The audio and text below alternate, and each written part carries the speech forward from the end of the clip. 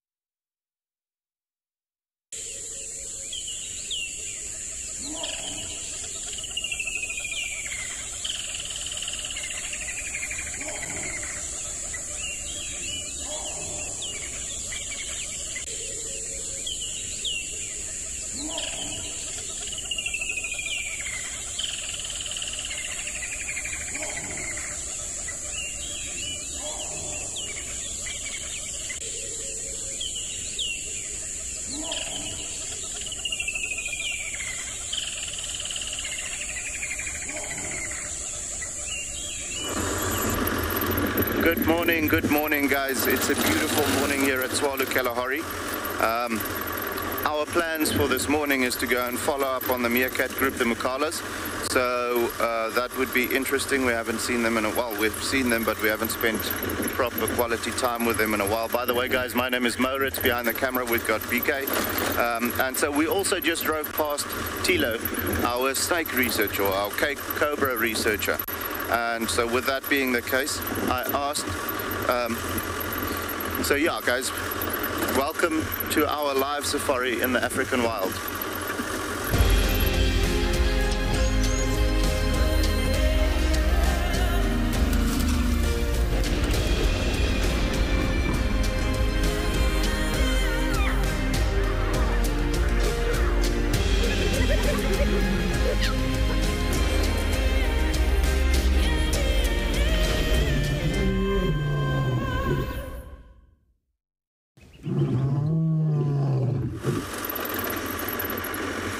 So alrighty guys, yeah, like I said, my name is Moritz. Behind the camera we've got Mr. BK, and like I said, we're going to head to the meerkats this morning, and we also just drove past our snake researcher Tilo, and he's busy following up on a Cape Cobra so far. So with that being the case, I'll ask him to let us know if he does relocate so that we can respond and come and spend some time with a beautiful Cape Cobra. Obviously we won't go too close to it. I'm not a big fan of being too close to those kinds of snakes, but to see them is always special. And it was sighted last night in a sociable weaver's nest. So with that being the case, we are going to be very lucky if we do find it, because we'll see some great interaction with the birds as well. But yeah, like I said, heading to the meerkats this morning. The Mukala group is just absolutely stunning at the moment, you know, with the small guys, and then the previous generation, the previous set of pups. They are just very curious about everything. And then we've got the adults as well, so 3 generations of meerkats in one group, and you can literally see the different sizes, and that's always special to be able to see how the different ages react to different things and to one another, and how they operate and how different their stages of development are. So yeah, not too far away now. We're gonna probably get to the burrow where they were in the next maybe 3-4 minutes. So then we'll go and set up there, see them waking up and do all of those things. I think it might still be a little early, so we can actually go and swing past the dam quickly just to see what's going on there. We're very close to that dam that, if you guys recall, when we had that male cheetah that was looking for his brother. So that's where, close to the meerkats, it's relatively close to the meerkat burrow as well.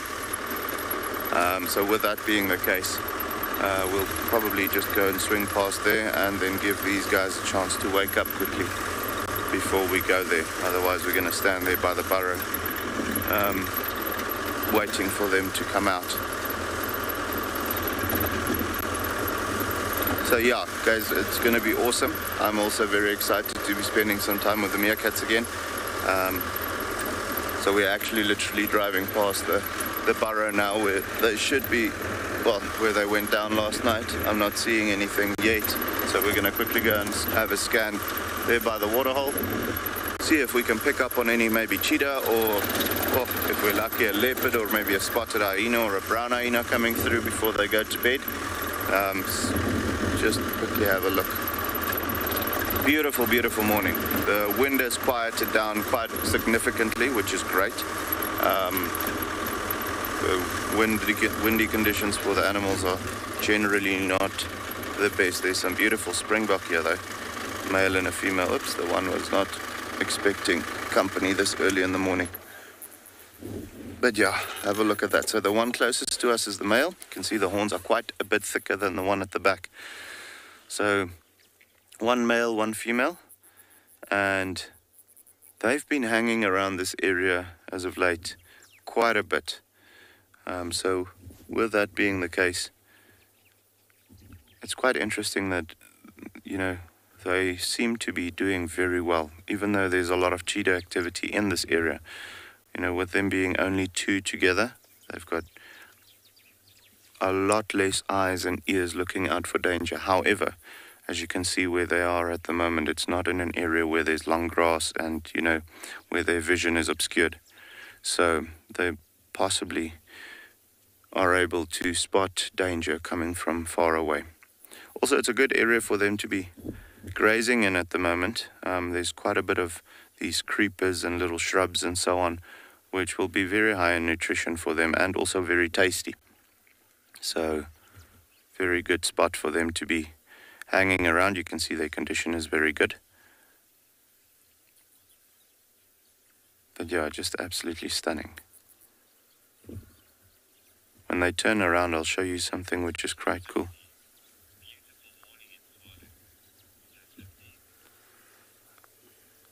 You are absolutely right. It is a beautiful, beautiful morning in Tswalu. I totally agree with you. I love always having, I know, well, you guys are going to get tired of me saying this, but always, when there's clouds in the sky, it's just stunning to have the sunrise or the sunrise happening. Yeah, guys, have a look there on the bum of the male at the moment. You'll see there's this little white triangle above the tail. Just underneath, or in that triangle, there's a little pouch, which we call a marsupium. And so with the springbok, when they do what we call pronking, when they jump up into the air with all four legs stiff and their back arched and all of those things, he's very interested in the female,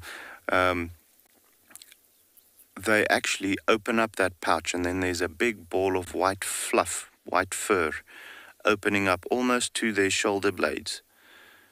Typically they don't want to expose that all the time, just because, you know, it's like a big red flag being put up out here in the middle of the bush telling you all the predators, here I am.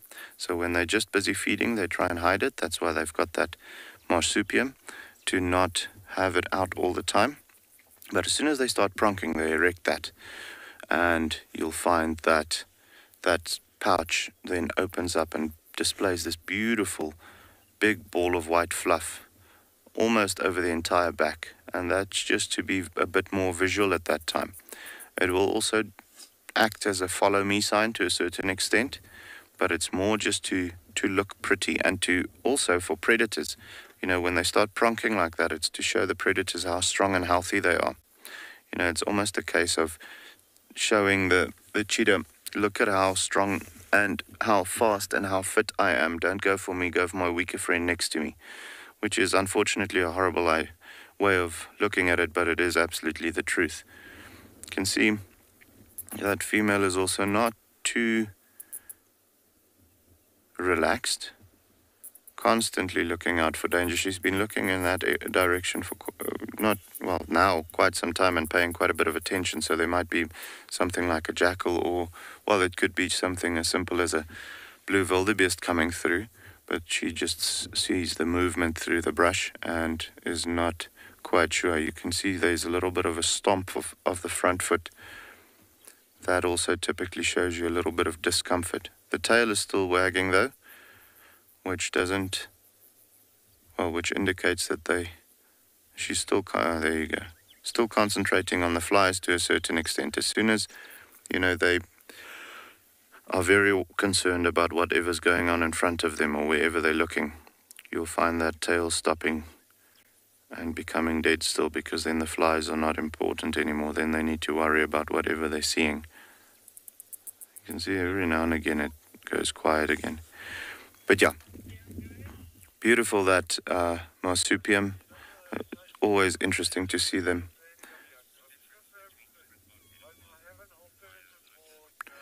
Myosotis. So the main difference between springbok and impala is the one is more of a bushy type of environment animal. So the impalas, that's why the females don't have horns, only the males. And the other one is more of a plains antelope, so the springbok. That's why both male and female have horns. But when you look at them as well, you'll find that the impala has a dark back on top with a lighter marking in the middle and then the white belly. With the springbok, it's just the dark stripe is in the middle instead of on top. So they've got that yellowish brown coloration on top, then the very brown stripe in the middle, and then the white belly at the bottom. Also, you'll find that springbok are more adapted to arid conditions, so more Kalahari type of antelope. And then the impalas are typically more, they'll prefer being in more tropical areas, where there's thick brush, where they can mix feed on both lots of acacias, but also things like, shrubs and also grasses. So places like the Sabi Sands, ideal for impalas, and the Kalahari is more ideal for springbok. Also with the springbok, they are slightly smaller than the impalas, just because they live in a more arid environment. So with that being the case, the smaller the animal, the less food they require, even though their metabolism will most likely be a little bit faster. So relative to their body size, they'll eat more, but it will still not be more than, if you had to compare the two in weight, what they take in per day, it will not necessarily be more. Then also when it comes to the displays with the impalas, they do what we call stotting. So almost similar to the springbok pronking when they are endangered or when they try and show off for the ladies. However, with a springbok, they don't keep all four legs stiff and jump straight up into the air with a arched back. They actually seesaw. So they'll start seesawing while they're running, touching both hind legs on the ground and then both front legs. And they can do that quite effectively, quite high as well. Whereas the springbok, when they start pronking, they run and jump with all four legs at the same time, keeping it stiff, arching their backs, head down, and then the other main thing is that marsupium, that pouch that they've got on their bum. And the impalas don't have that at all.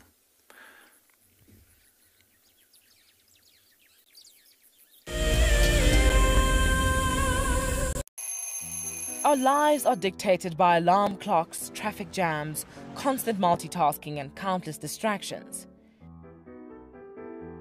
The wilderness is where many of us feel the most human. On a bushwalk, we become part of the natural landscape. As you step off the vehicle, everything comes alive.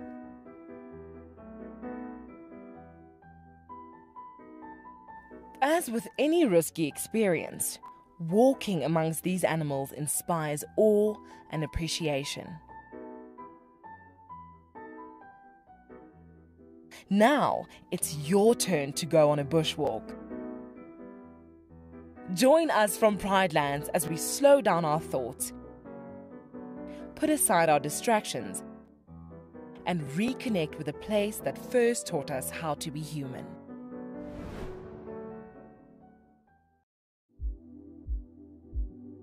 We get asked quite regularly what are the differences between African and Asian elephants. We caught up with Haresh, who's from Leopard Trails, which is based in Sri Lanka. Of course, size and weight is the first thing you notice. The African elephant is much bigger than the Asian elephant. Tusks. In the Asian elephant, it's a very small percentage of male elephants only who have tusks. I was told that there's a theory that the African elephant's ear is in the shape of Africa. The Asian elephant has a much smaller ear. The elephant represents the bush and the jungle in Sri Lanka in a quintessential manner, and I think it's very important that we do whatever we can to protect them. My name is Steve, and one of my favorite things at Wild Earth is getting questions from you. The type of questions that I really like are those ones that really help us to unpack and understand and really integrate the ecological knowledge and fully appreciate the importance that animals such as these Cape buffalo bring to the ecosystem. If you want to ask a question on Wild Earth, you're going to have to register on the website, but once registered, just head on over to the live safari page and enter your question under the live feed.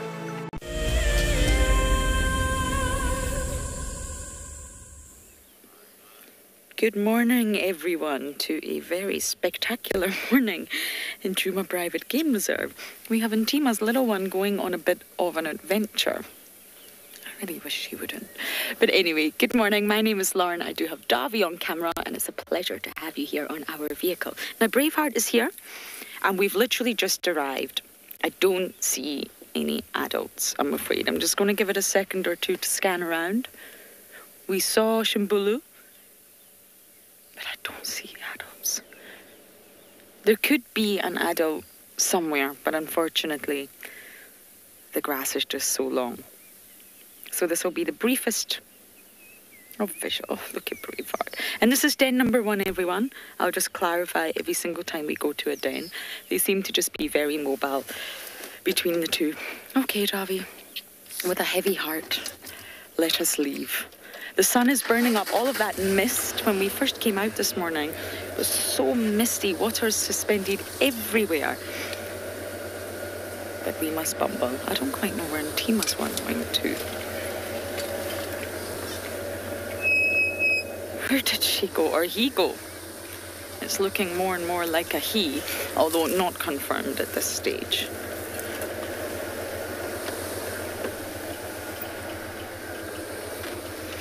Okay, we will check the other den just because it's en route to where we want to go anyway. It's not easy keeping up with the Juma clan these days. Den number 1 to den number 3. Den number 1 to den number 3.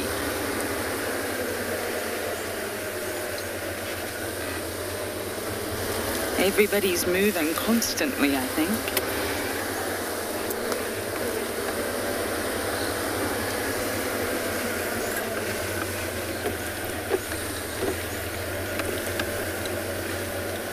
I just want to make sure I'm not missing any adults.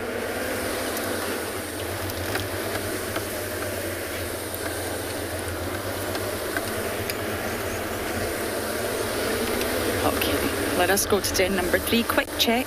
There may be some activity there.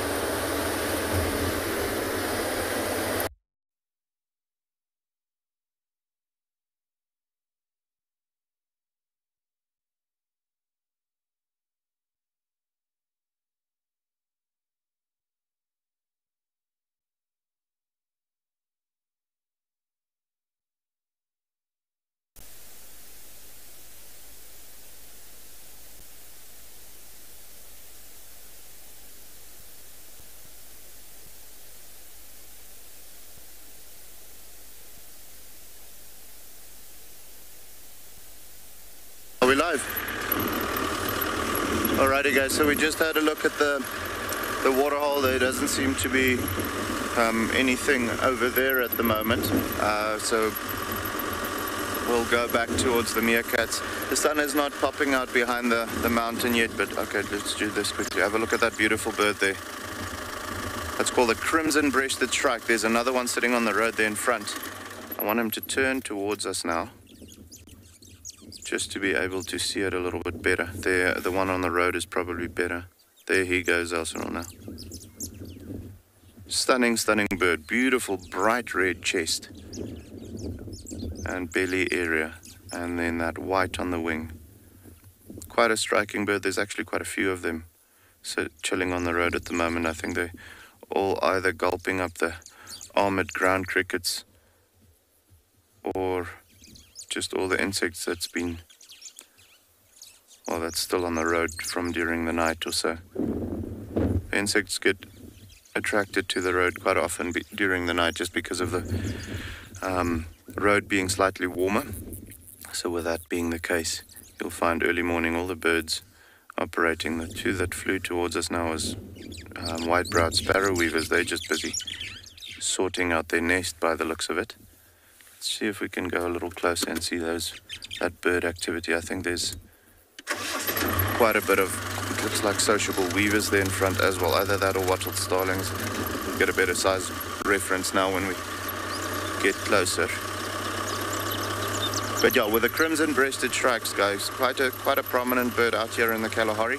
You do get a different color morph of them as well. It's wattled starlings. Where the red chest is actually a bright yellow. And you can just see all of the starlings and the shrikes now on the road. Definitely busy grabbing, maybe. So I see there's quite a bit of, looks like termite or ant activity there on the raisin bush on the left-hand side, or underneath the raisin bush on the left-hand side. So with that being the case, most likely there's quite a bit of ants also running around on the road, or termites for that matter. I think it's gonna rather be ants. But yeah, like I said, with the waterhole, we haven't really picked up on anything interesting there. There's a couple of hyena tracks that came in throughout the night, but no cheetah or leopard or so sitting there waiting for us. So we're going to head towards the meerkats. They might still be a little while before they come out, just because the sun hasn't popped out through the mountain yet. But we'll see now when we get there. Sometimes they surprise you and you get lucky with them coming out early. A couple of ant-eating chats also flying around here on the road.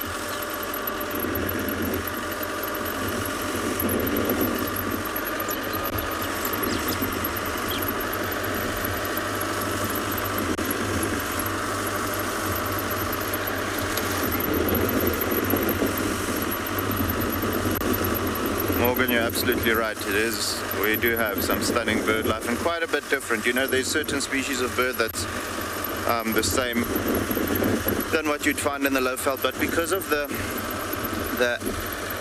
Kalahari being so much different as far as the climate is concerned, we get quite a bit of birds that either only occur here or that we don't really see in places like the lowveld. You'll find it up towards Namibia and the lower parts of Botswana, you know, the proper Kalahari regions, or the semi-desert regions, but not really in more tropical areas. Things like the sociable weavers and those types of birds only really operate in areas where there's 250 to 300 mils or less rainfall per year, just because of the fact that they make those large nests in the trees. So as soon as the rainfall gets too high, you actually have the nest becoming too heavy over those large showers and then breaking the branches. They say that one nest can weigh up to, if it's a big nest, can weigh up to 1,000 kilograms, so a ton in dry weight material, with the birds now inside as well. So you can imagine, as soon as it starts pouring down heavily, that nest doubles or triples in weight very, very quickly. It acts like a sponge. So yeah, quite special bird life. A lot of the francolins and the chats and you know, all of those things, that's also very special to Tswalu. We actually have guests coming here specifically only to tick off maybe 1 or 2 or 3 birds off their list. But yeah, guys, we're here by the meerkats now. We're going to go and have a look. If they haven't come out, set up the camera over there, so we're going to be off the vehicle for a little bit. For the meantime, we're going to send you over to Andrew to say hello.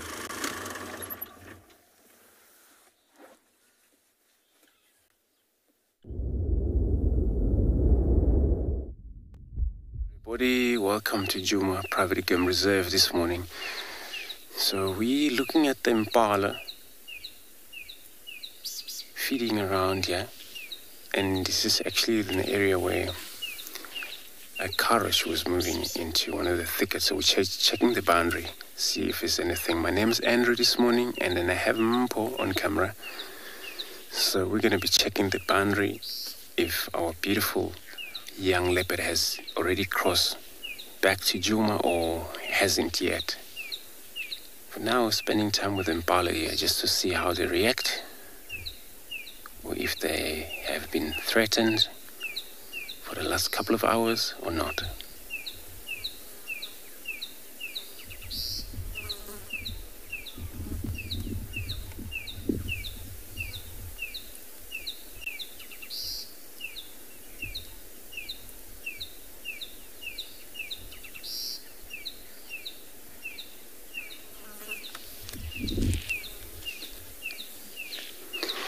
If there is something that threatened them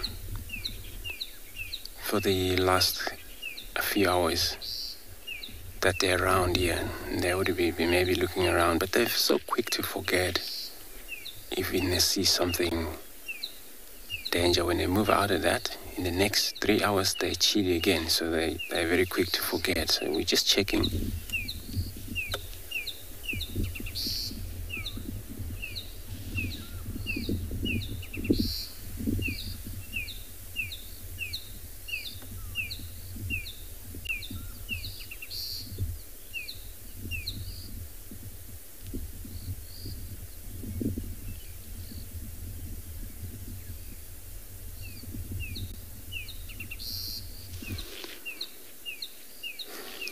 And also the other guys, they are following on a big trek male leopard that has moved into Djuma from the north. They're not sure which one. So checking this part, if we fail, then we know we got something to check around in Djuma. Hopefully that trek stick around, or if he doesn't, or he's not already moved out of this Djuma already.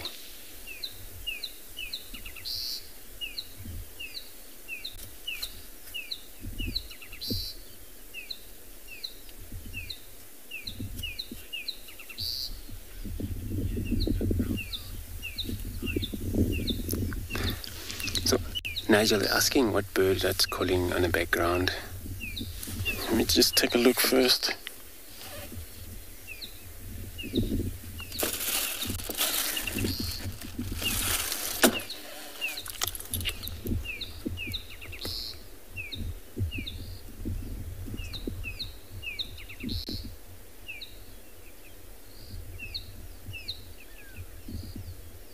It looks like one of the supporter.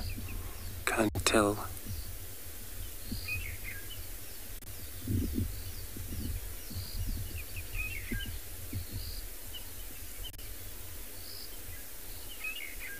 Yeah, but it's a lark bird. L-A-R-K. Just can't see it. Maybe it's probably one of those. A lark. But there's quite a lot of starling that is calling on the background as well. Drongo that is calling that.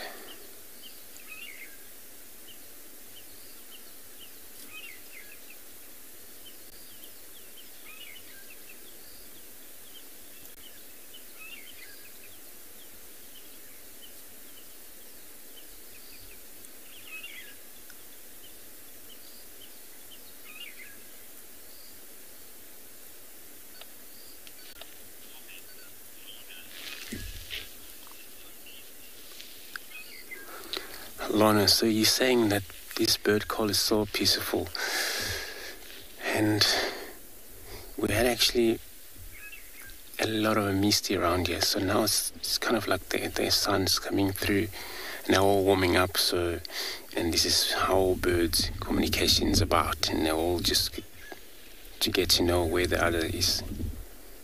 So that's why they bring all of this call from all over. Indeed, it is a beautiful call then.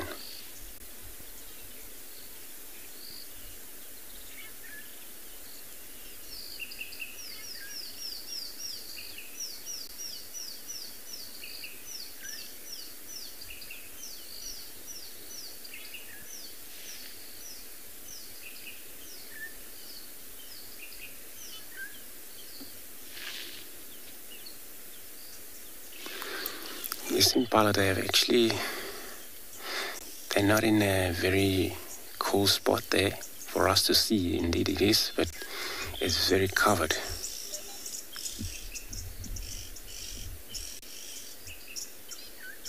Which for now they might stick around in that area, but they will move into open area.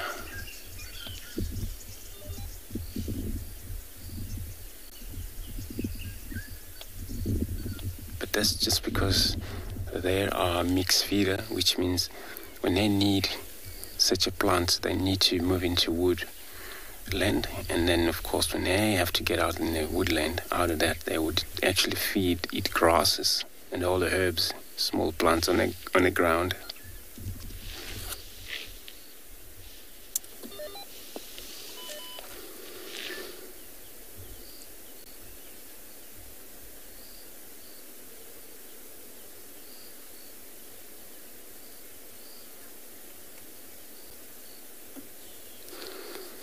So peaceful animals. So back of their legs, as impalas, they have it's called metatarsal.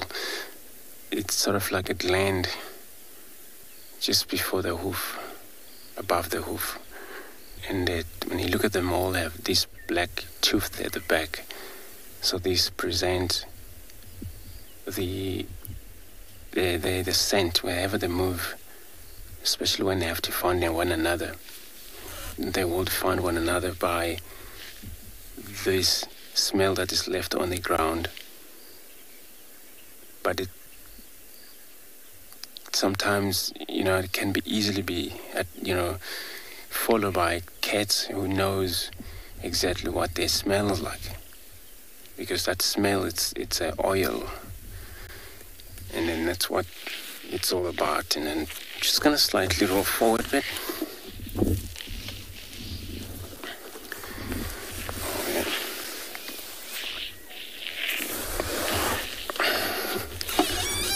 Not sure.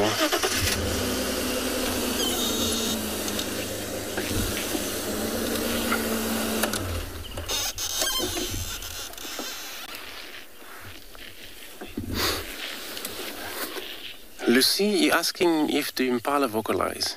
Yeah, they have a few sounds. Some of the sounds are warning calls, and they would blow their nostrils, but very loud when they do that. But then, of course, these males, when you hear them from distance, they do vocal like deeply sound, and that sound like maybe it's one of the cats out there fighting, or when you don't know if you don't know your animal's called really well. So yeah, they do make a call. They do vocal, especially males. And then the female also, they do make sound which you would think of warthog in the wood when they communicate, when they have babies.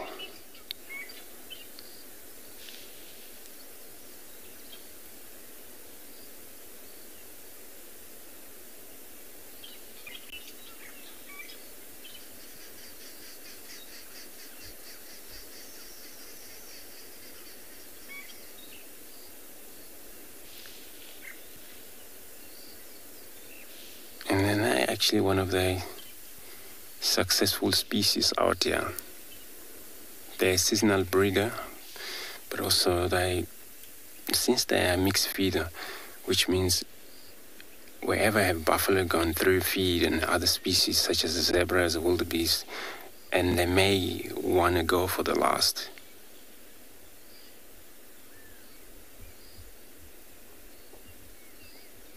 So which means they don't really mind grasses which has been eaten in there like 3-4 hours ago, and then they're still going to feed on that.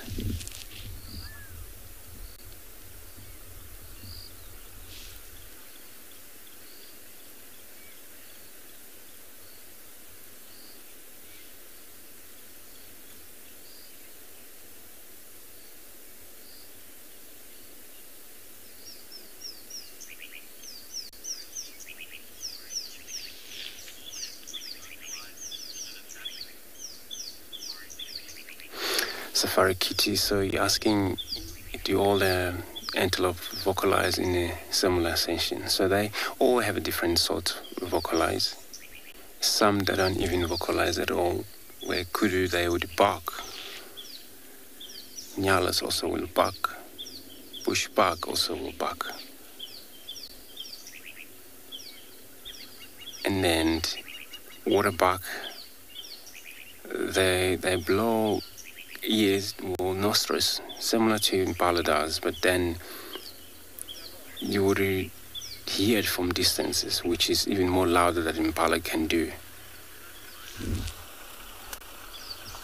So they are all different, not all the same.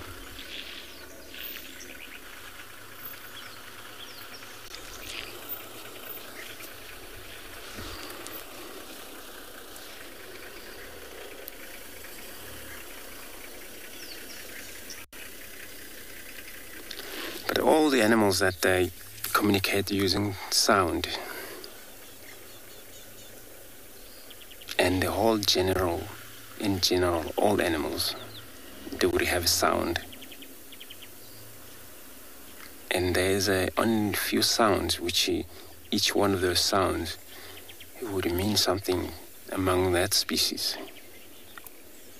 due to communication, what it means.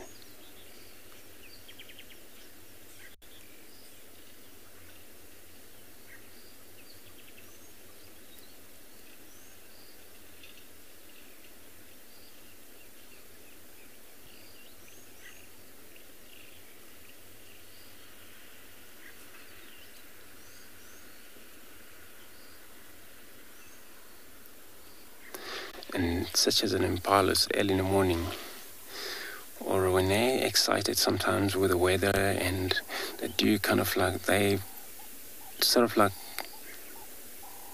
jump up and then do exactly like what the springbok do, but it's not really completely pronging. It's similar, but it's different. So when they do that, and it's all about happiness. And sometimes they can do it when they see a predator. They want to impress that they maybe can run faster, or they saw it in time, so there's no chance for that predator to hunt them. So there's a way of running around. So I'm going to carry on, search around in this area, see if I find anything else.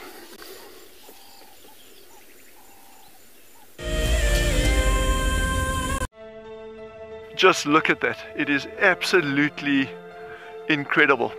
And as far as I can see, that all falls within the reserve. So it is a vast landscape, but we are gifted with these incredible things, you know, the wildcats, the aardvark, you name it. It just keeps on delivering. It's just such an incredible privilege to be out here.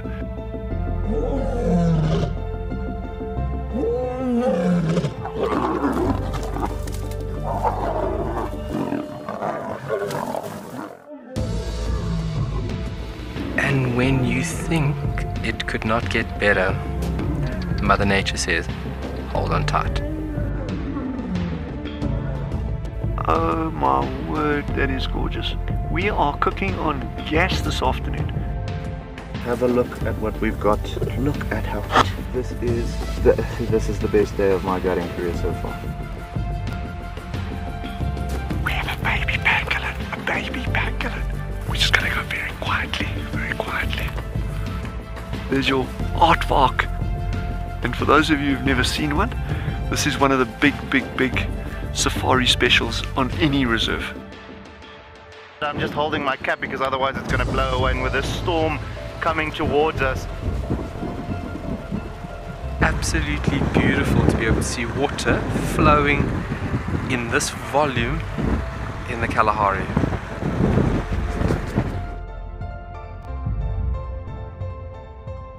Oh, look at that. You can see the structural component of these flowers. It is perfect. Such a treat to be in and amongst these incredible insects. How lucky are we? You can see how close they are to the vehicle. Very curious. Oh, you can do it! There we go. We made it over. Whew. But look at that view. That's absolutely stunning. You can see how they're going into stalking mode. Okay, there we go.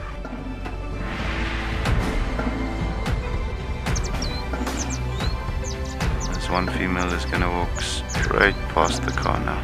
Absolutely stunning. Look at that. I mean, do we just not have the best jobs in the world? That was epic.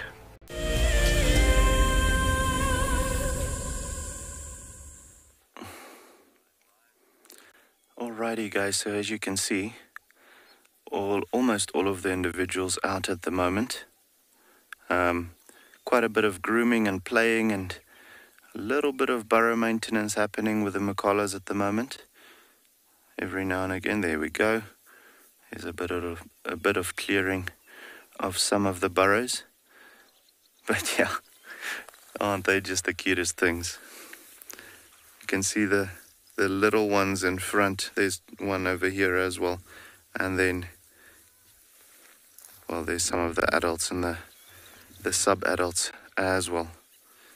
But yeah, now with our mornings being a little bit cooler than usual for this time of the year, we find them spending quite a bit of time around the burrow system early in the morning, you know, just baking, warming up and getting ready for the day to come. And then as soon as they start moving with the abundance of food, they can spend a bit more time in the morning. So as soon as they get moving, there's quite a lot of food around for them to then start operating around and feeding, filling those bellies. Life has been relatively easy for them just because their territory is ideally situated, you know, with all the armored ground crickets and not having too long grass and all of those things. These guys are playing a little bit. But yeah, so a relatively easy life. I mean, there's still the threat of snakes and all of those things around. But with this being an ideal location, they've really been doing well. And they're up to as high as, I think, 12 individuals now. And these pups are doing good. So most likely they are going to go up to adulthood as well. But yeah, quite important for the meerkats to, I don't know, you'll see over here, this group over here, quite a bit of allo grooming happening with them. And it's very, very important for that to be the case, guys, to have each other, to help each other, to clean one another. Because with the meerkats, you know, with them being so low to the ground, they do get exposed to things like ticks and so on quite a lot. So as soon as you find a meerkat that's maybe been chased out of a group also, that has to spend some time by itself, you quite often find that there's quite a lot of ticks around the face and eye area, which they can't take off themselves. So very important for the meerkats to have one another, not only to help each other to clean, you know, their faces or their bodies from ectoparasites, but also to help to look out for danger like this one and like that one is doing, so that the little ones can play and, you know, the entire group can feed or forage with relative ease. You know, the rest of their bodies, coming back to the grooming side, the rest of their bodies they can clean relatively easily themselves. but the face and neck area is going to be quite difficult.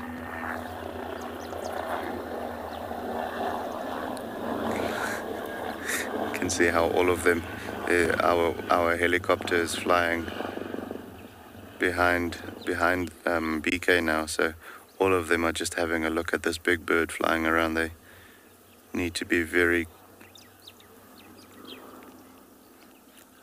Lorna, you're absolutely right. There's always something happening with the meerkats. It's amazing to have them and to just spend some time with them. And you know, when you really start following them and spend every day with them, it's so interesting.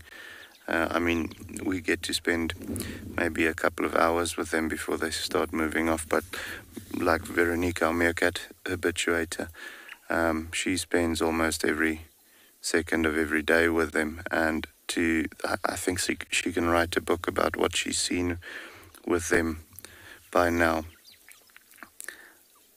Super entertaining. I just love when they hug each other like those two are doing over there. And now there's playing involved as well, but often early in the morning, especially with the little ones, you'll find them hugging each other like that, just holding on because they're still so sleepy. They actually struggle to keep their balance, so having a mate to just keep them up is always good. This one is now actually grabbed the armored ground cricket. He's busy eating that. Shame. Can't be good. Oops, and there's a bit of fighting about there we go.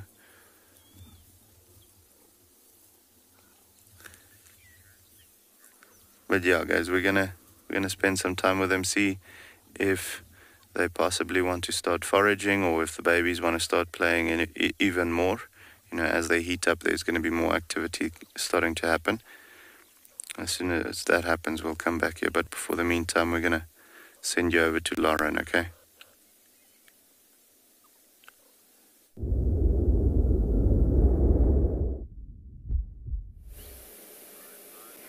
Happy World Butterfly Day, everyone. It's always important to celebrate those that are maybe not as well recognized as other species. So we have the most gorgeous view of the African monarch, which is different from the monarch species you find in the US. Can also be called the African queen, and I can see why.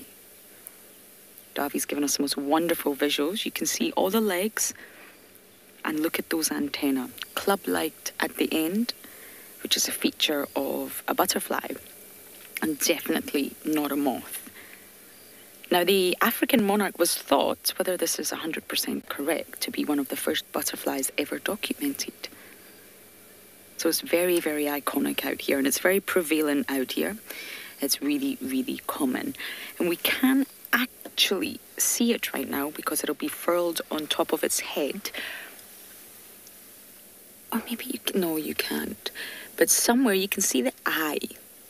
So if you just look underneath those two antennae, you can see a black circular thing with what looks like dots. That's actually the butterfly's eye, believe it or not.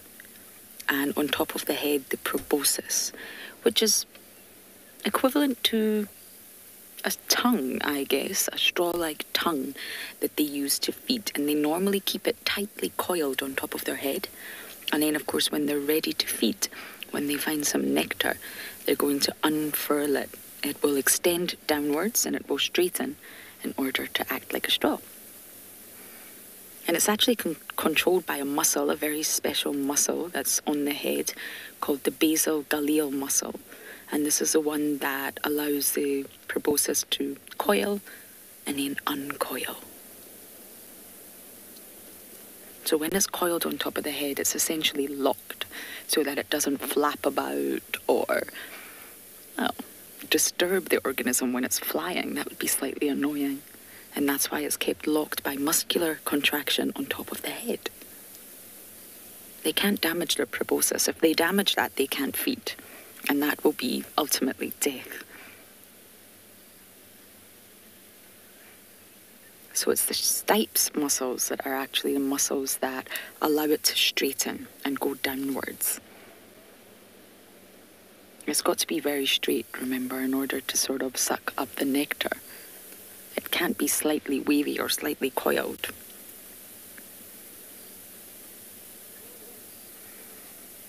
And of course, butterflies are so fundamental to our ecosystem. They pollinate.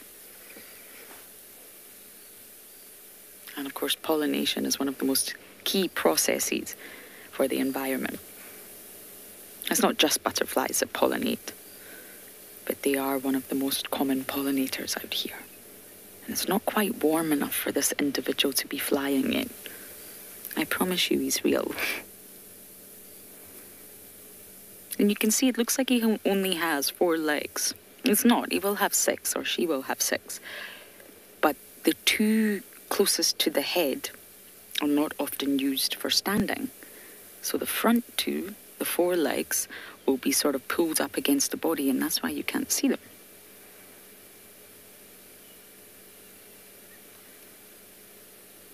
But there will definitely be 6 legs. They just don't use all 6 to stand. So we found our first butterfly species of the morning, and in honour of butterflies we will try to find some more. But for now, let's send you back down to Tswalu.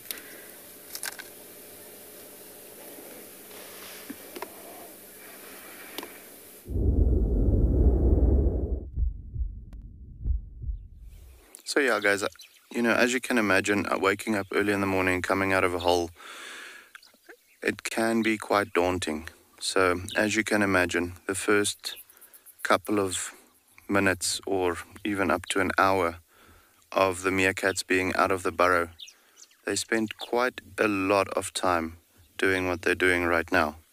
And that's just to look around, make sure that there's no African wildcats or snakes or raptors or, well, honey badgers or whatever, you know, jackals, all of those things that can eat them around.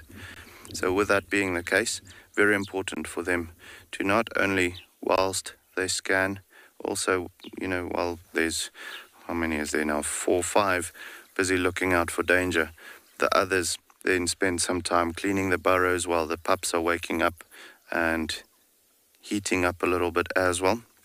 And then as soon as the coast is clear, then they can start moving around and foraging and, you know, look to get some nutrition into their system. You can see some of the little ones, the previous pups, are already starting to dig a little bit to try and get to maybe a scorpion or a little beetle or things like that. But most of the adults are spending quite a bit of time looking around and then cleaning the burrows. You can't always see them when they clean the burrow, you just see the dust coming out. Yeah, the alpha female in this group is not always too comfortable with being as close as the rest of them to us.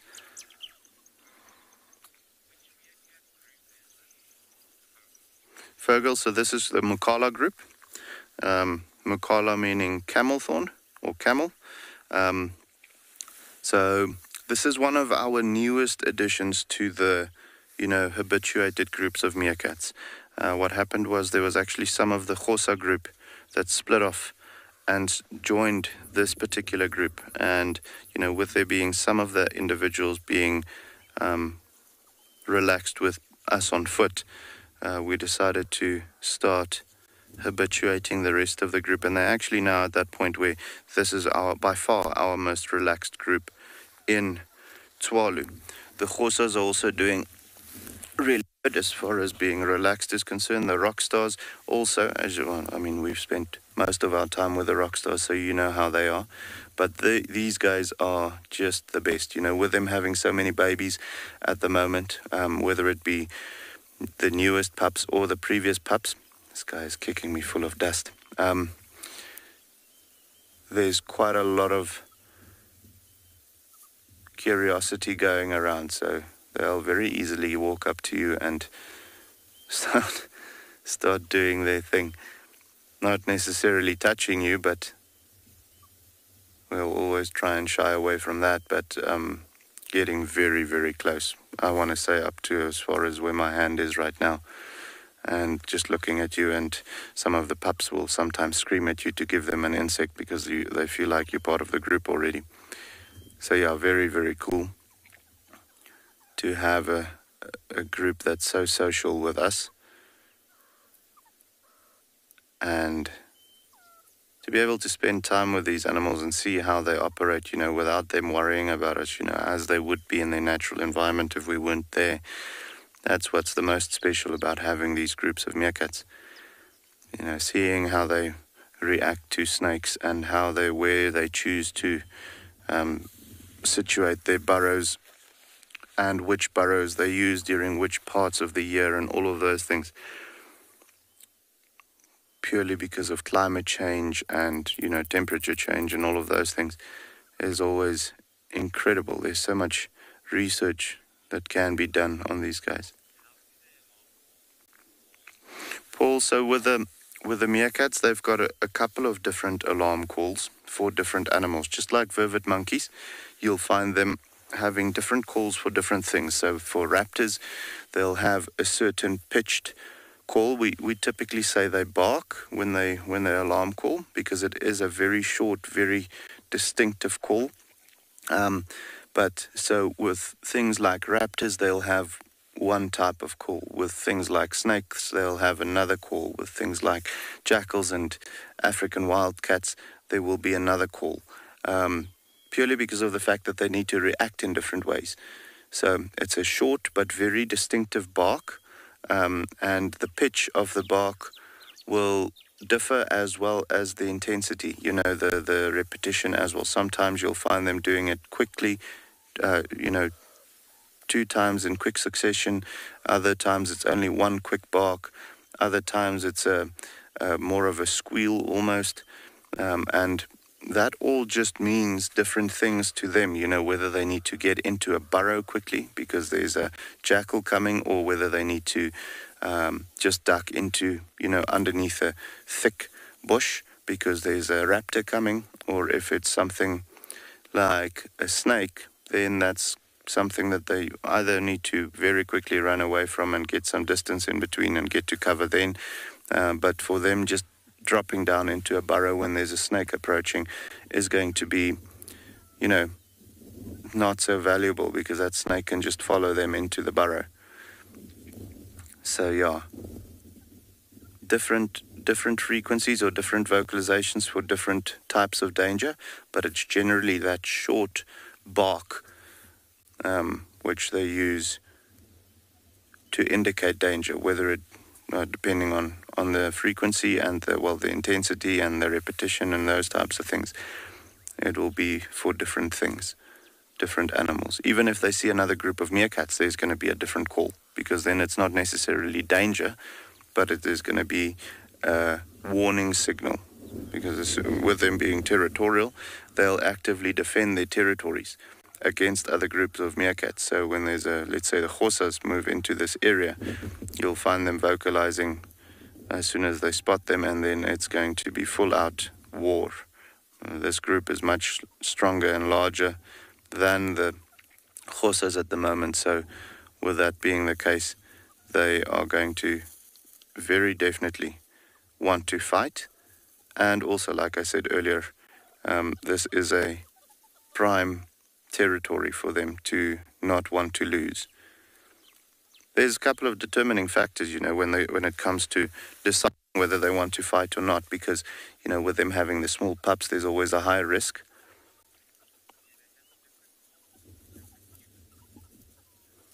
Jerome, not that we've picked up the calls, because they're so relaxed. I mean, you saw them now walking behind my back here. They're probably 30-40 centimeters away from me, so they don't have a call for us anymore.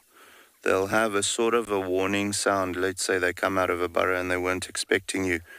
They'll have a bit of a warning signal to indicate that they aren't too happy. Everyone very interested in what the radio is doing here on my backside.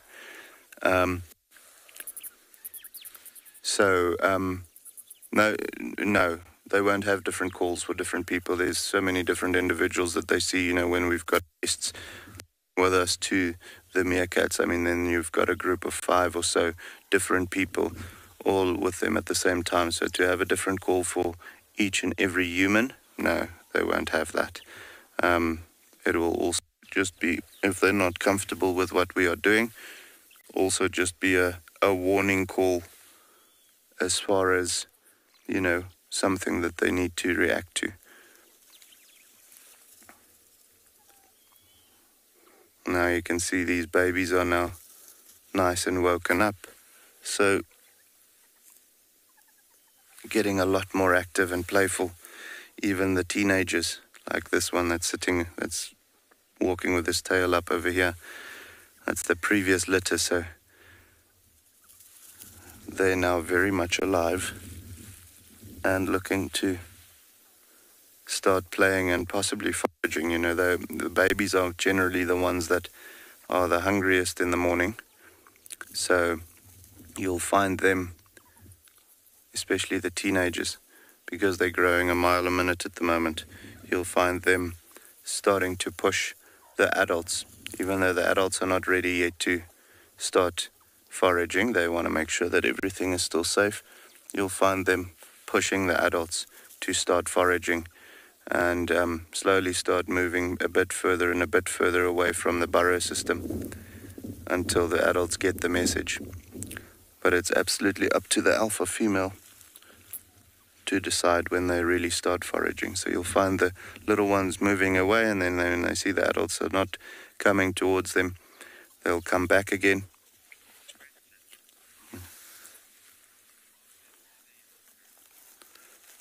Heather, so as far as I know, they are about 12 individuals. So 4 small pups, then we've got the 3 sub-adults, and then 5 adults. But you know, sometimes you find that with groups of meerkats, you'll find the young boys starting to explore their options if they're not the alpha or one of the higher ranking individuals in the group. So what will happen then is you'll find them occasionally leaving the group, joining another group, and coming back if they're not happy with that group. So occasionally you'll find this group being only 11 or only 10 or so, and then other times you'll find them being up to full numbers again. So yeah, as far as I know, we can do a quick count too. Yeah, I'm seeing 12 at the moment, so I think all of them are here. Yeah, these teenagers are just in a lovely mood. I see there's actually 4 teenagers and 4 adults then. So 4 and 4 and 4.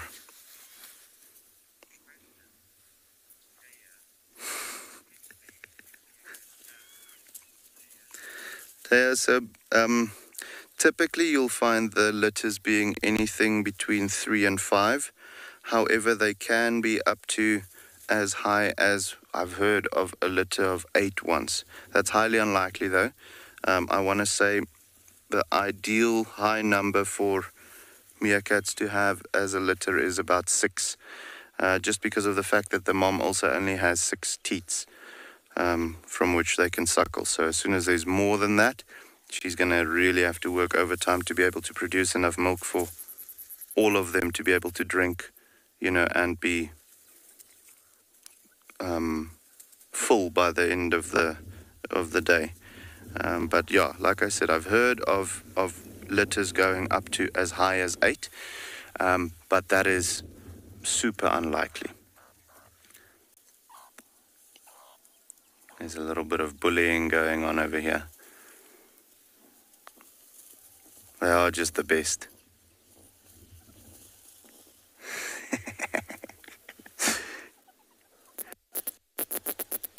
And yeah, guys, I don't know if you can see, but I'm pretty sure you can. When they start moving a little bit faster, or even when they're walking, as far as their aggression levels is concerned, you'll always see the tail push up, having that black tip on the tail. You know, that's their follow me sign, but also their way of showing aggression. You know, with hyenas, they do the same thing. As soon as a hyena shows signs of aggressive behavior, you'll see the tail being pulled up, and that's just a clear indication to everyone that, and off they go, that the mood has now changed.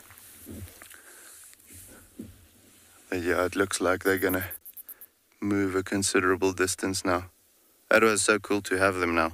But yeah, I don't think we're going to try and follow them too much. It looks like they're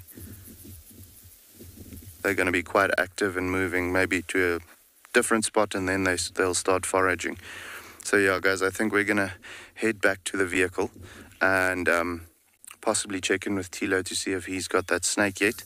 If not, we'll start looking for maybe a cheetah or something else. So yeah.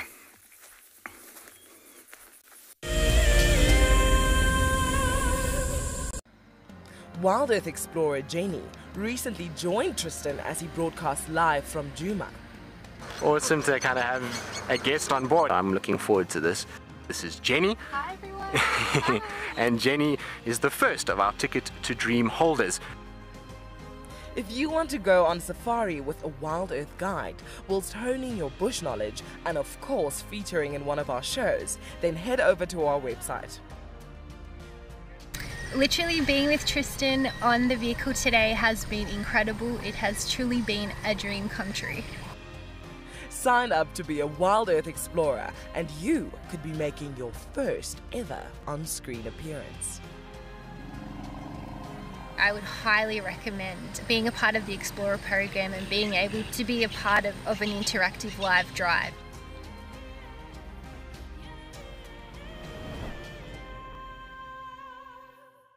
Our bodies are made up of about 60% water, which means that in a very short space of time, you can dehydrate completely. A relatively efficient way of collecting water early in the morning is to take an absorbent material like a sock and to walk through the grass, absorbing the condensed dewdrops on the grass. Once the material is saturated, you can then squeeze it out into a container, or you can suck it out directly into your mouth.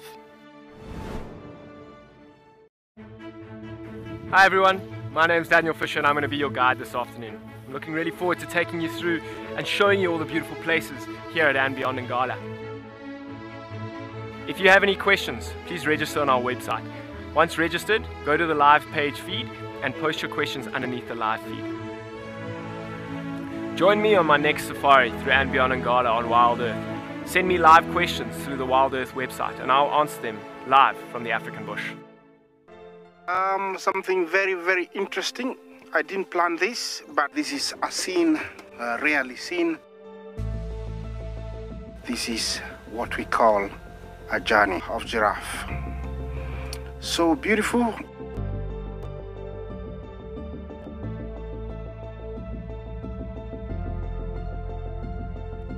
Tune into Wild Earth every single day. It's in your nature.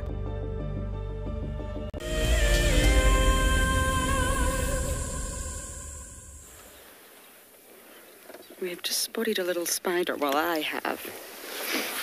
Up here, Dove. That thing with 8 legs. I'm joking. Let me get a little bit closer. I don't actually know what species this is, but it's of course suspended in mid-air from its web. Now, some spiders actually create webs on the daily. Every single day they will create a new web, and of course they're diurnal because they need the sun, they're solar powered. And can you imagine making your own web every single day, taking it down again and starting again? Now what they do, let me see if I can see, I think this one is making his web or rebuilding it. So with your sort of front 4 legs, you're clinging on. And with the back 4, you're assisting in pulling out that silk that's made from various different amino acids in your body, coming from different glands called spinnerets that sit on the lower section of your abdomen. They've got a different body design from insects.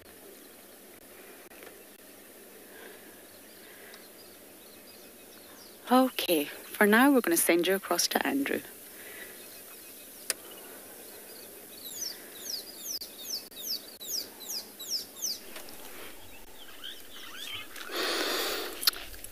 cool, everybody. So we got a... looks like a greater blue-eared starling here, feasting on Blentano, the frog, looks like it. It's already killed it. The way they found it dead, I'm sure.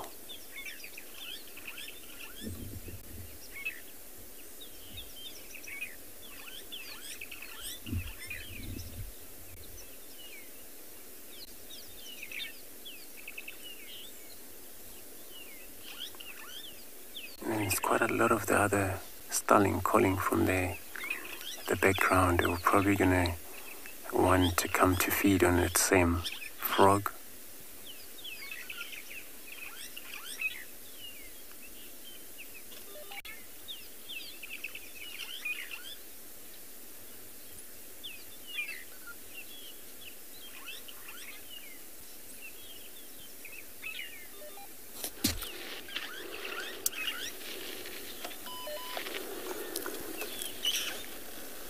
So frog, would it be moving around at night pretty much? And that Blentana, they're always permanently in water. And that's why I'm saying it's probably find it dead, killed by somebody else.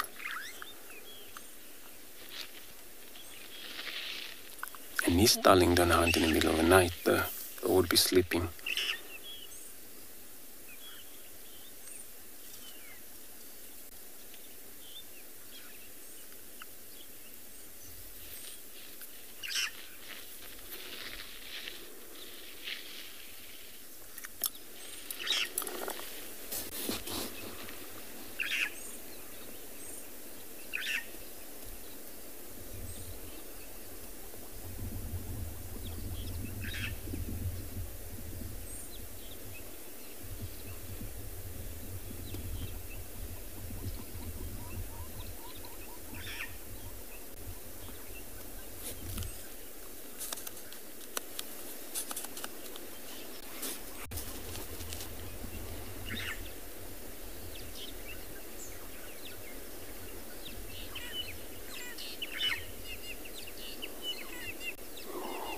Just trying to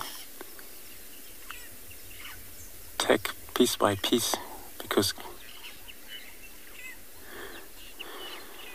I agree with you, everybody. This is very interesting to see these starling feeding on the frogs, which is unusual, but it does happen. They can feed sometimes on the meat.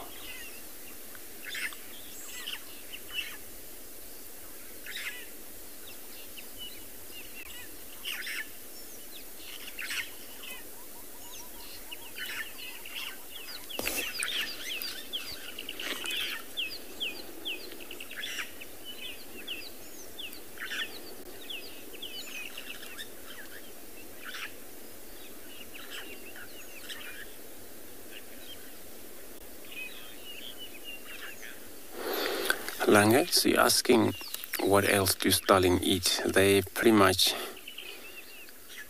eat ripe fruit, berries, pretty much berries out here. When this time of year, it's quite a lot of ripe Mejikwari bush. So they're all ripe to blackish, sort of like grapes, but they're fairly small compared to their grapes.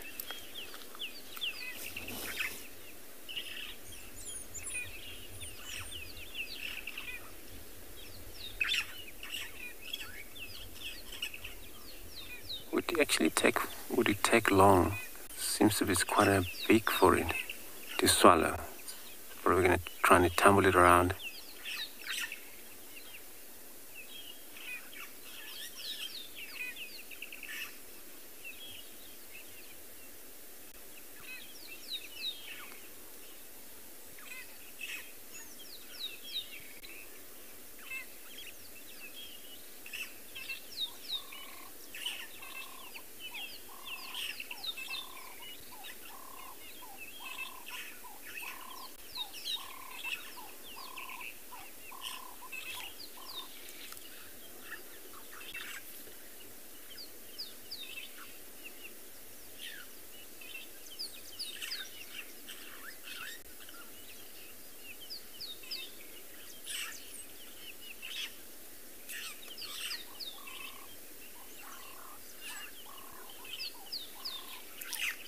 Well, greater blue-eared starling, we have them all year round. Winter, this time of year, summers.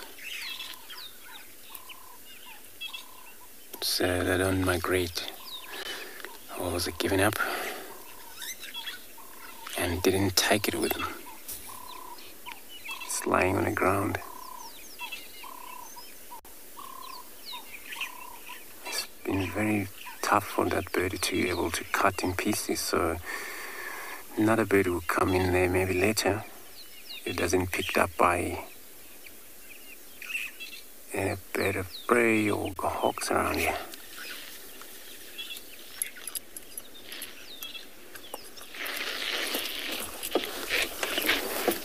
So I'm checking around here. That male tracks, the guys have lost it. And then nobody looking around in that area. So I'm going to go look around where they have lost that track and see if we can find that male leopard. I'm not sure which one could be. Maybe we got a Tingana came into the property. We'll find out.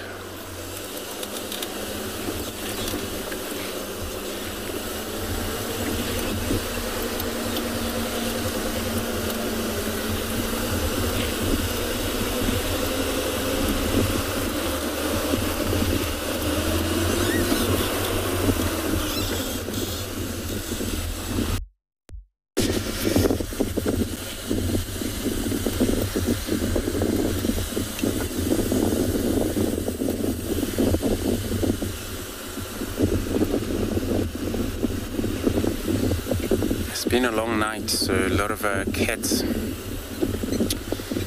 We had the coolest night. Temperature was great, and they have done a lot of movement in and out of these places. In Kara, the guys are looking around. The last update is that they're still looking there where we last saw her, moving west, and they haven't found her.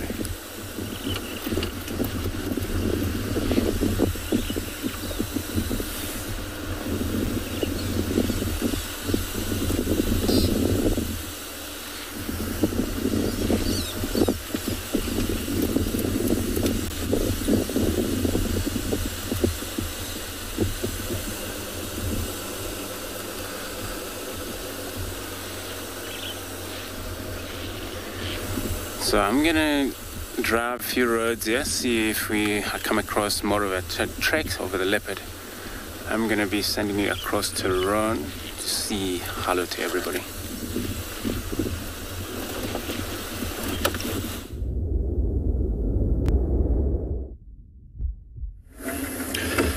Morning everyone, and welcome to And Beyond Ngala. My name is Rowan, and behind the camera I've got OD. We just got out. We've been struggling with a bit of power outages, so therefore no signal. But here we are. We are currently driving on a road called Trevor's Hole. It runs parallel to the Timbavati on the southern or now western side. It bends with the Timbavati. I think from here what we'll do is actually go back into the river and head further west. Since the last time they saw Nyala female was on this road. Actually not even on the road. It was on the western part in very thick grass. And then from there, I think you saw her with Nick. She went up into an apple leaf. So we just scanning around to see if we can find any tracks or any sign of the Nyala female. Been a long time since I've seen her. I haven't seen her since I've been back this cycle, which is 3 weeks now. Otherwise, beautiful day. It looks like it's going to get very hot. Actually, a little bit hotter than yesterday. So that should be fun this afternoon. I just got off the radio with Fred. He said he checked the entire eastern boundary, north of the river, to see if there are any trucks of the Birmingham Pride. They've not crossed into Ngala on that side. But this afternoon, Odie and I will head south to check the eastern boundary again, see if they maybe crossed in on the southern side. This morning, we don't really have a clear plan. I think we'll just head along the river and see whatever we can find. Hopefully some elephants, maybe the lioness and her 3 cubs if they're still around in the same spot.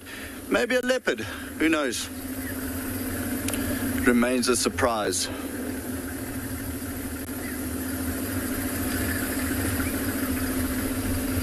but really a very, very, very nice morning, especially here where the sun is just breaking through the trees until we get to the Timavati River, and we'll be driving in direct sunlight. Luckily, it will be behind us because we're heading west in the river and the sun is still in the eastern parts.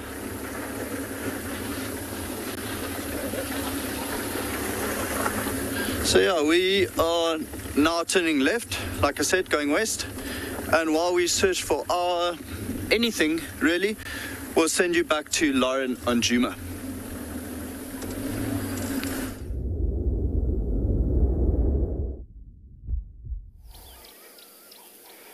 Another insect for the morning, which happens to be my favourite.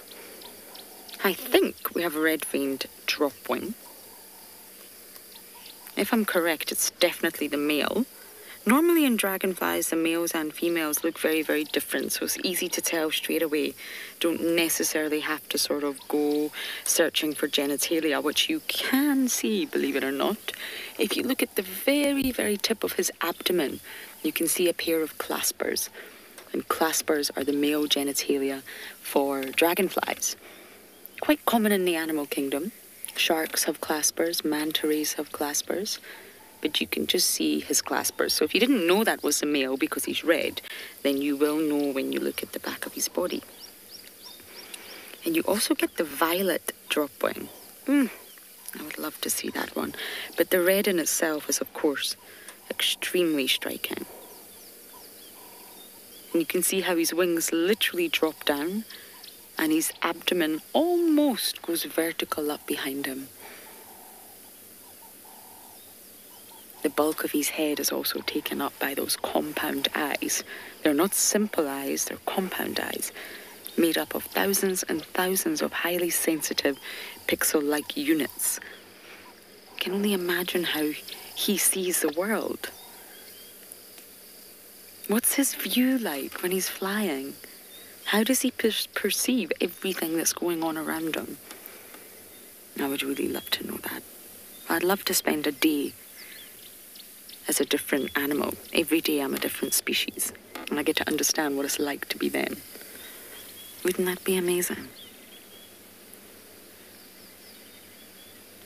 And we had a monarch earlier, and of course, the US monarchs have the reputation for one of the longest migrations, but there's a study by Dr. Charles Anderson, a very lovely man who resides in Maldives, that suggests dragonflies could actually make one of the longest insect migrations.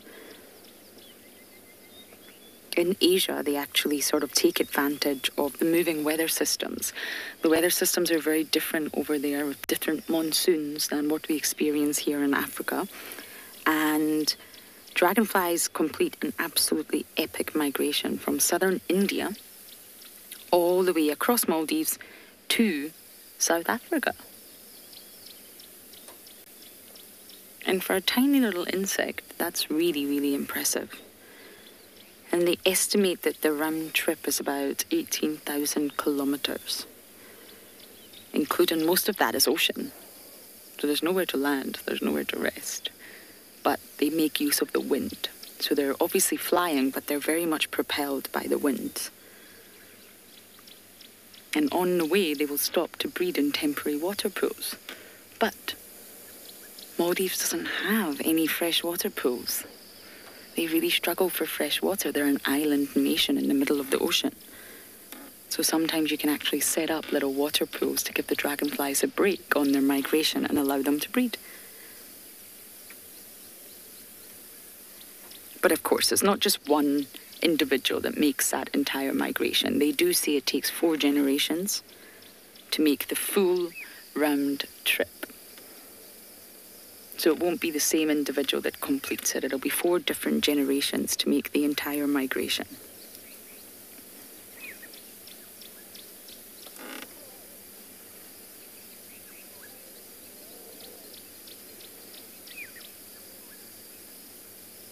Isn't he just beautiful?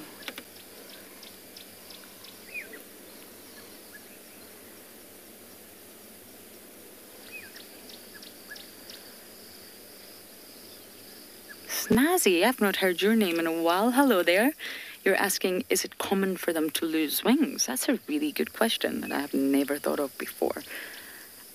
I don't know, to be honest. I've never seen a dragonfly with a missing wing. And because they're such expert flyers, they really are aerial predators.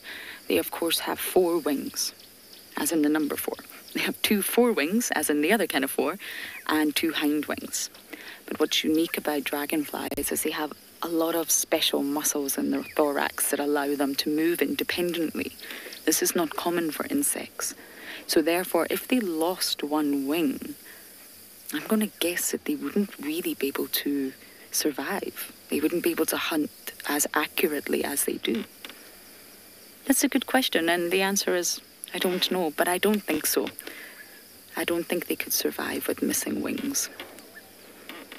They're able to hover, they're able to move backwards, forward, do somersaults in the air, and I don't think they would be able to do that with a missing wing. Okay, we're going to continue bumbling, looking for anything that we can find, and we're going to send you guys across to Ngala.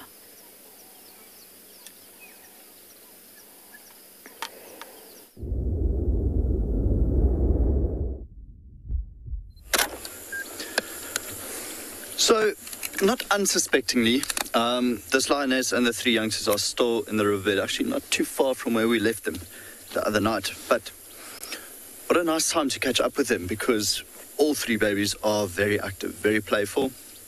See, the one's not actually drinking. I think that's the young male. Next to him is the paler sister. And of course, she'll get jealous. He's drinking, he's doing something interesting, so she wants to do exactly the same. Sibling rivalry. But then also keeping an eye on us. The curiosity. Mom is in the background eating grass. So I think she is now trying to get rid of just the last little bit of whatever she ate. And maybe tonight or the next night it'll be time to go hunt again. And then the one sister's just watching Mom. I think trying to figure out exactly what she's doing. Now the male is going back towards the mother. Looks like he might want to stalk her, just the way he's putting his head down, or he might just lie down on this side. Or just play with the sister. Very bouncy when they run. It's awesome.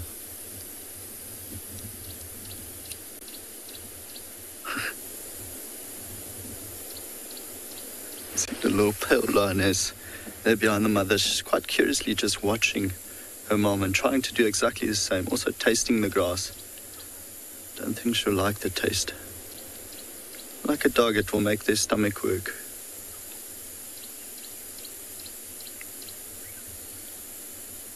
Can you imagine eventually they'll maybe try run up to Mom and try tackle her, but at this age they'll just bounce off. Way too light to do any damage.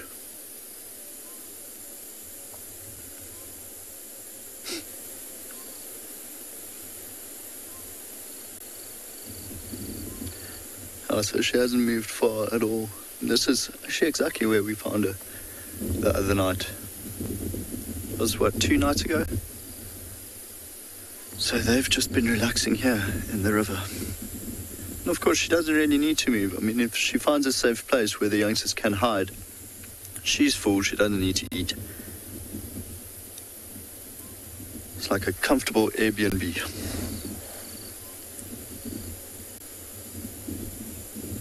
This little male is the one in between the 2 females. He's indecisive. He keeps looking towards the one female, then he looks towards his mom. And I think he's trying to figure out which one should I stalk and which one should I play with. See those little naughty eyes? Okay, he's decided on Mom.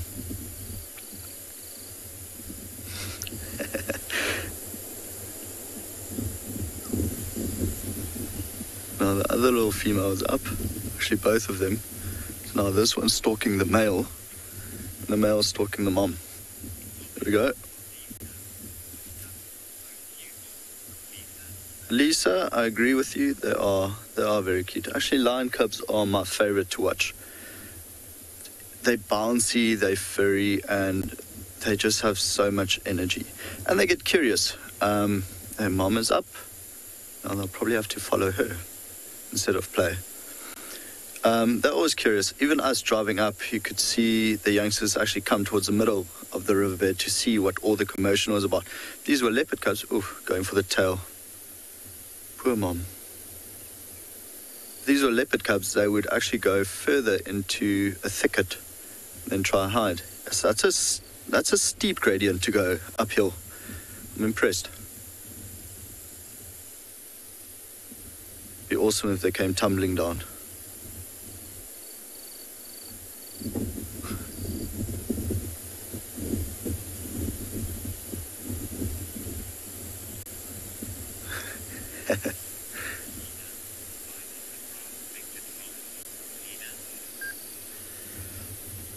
Nina asking, why do the grass make them vomit? Nina, I think it's got to do with tannins. It's also, I mean, these are carnivores.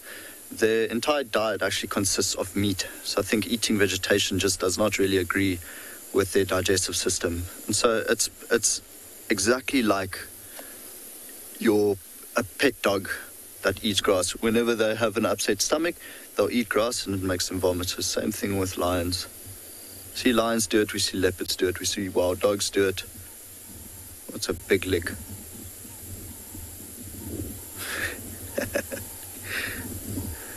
Shame. She actually just wants to be groomed. Oh no, now she's biting mom. A little paw on the face, right in mom's eye.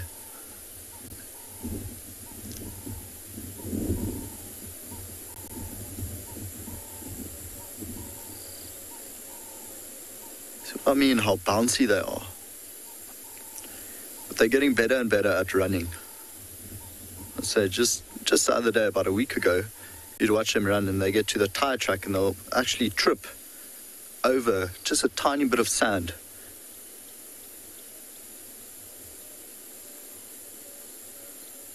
Lovely to watch them playing, actually, to see lions with a bit of energy during the day.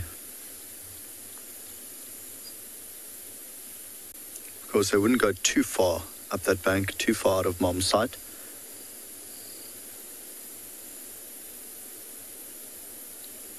That's a little paler female, a little lioness that's left in the river with the mom.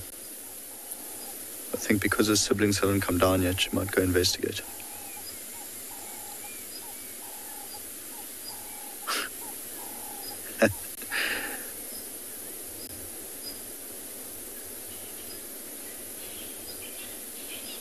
Ooh, he sat right on her head.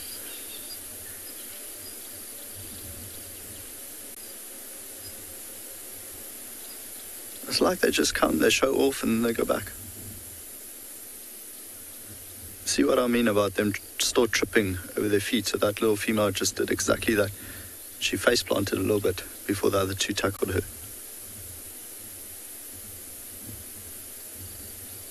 Gorgeous mom though. Very, very powerful lioness. This is her third litter. So her previous litter, they are the two sub-adults that's actually with the rest of the pride that we showed last night. And the litter before that, they all died from mange a couple of years, or not a couple of years ago, but 5 years ago, 4 years ago now. 4 years and 7 months. So those youngsters would have been exactly the same age as the young male and the young female that has the two older cubs. Okay, I guess time to move on. That one's still wrestling with a branch there.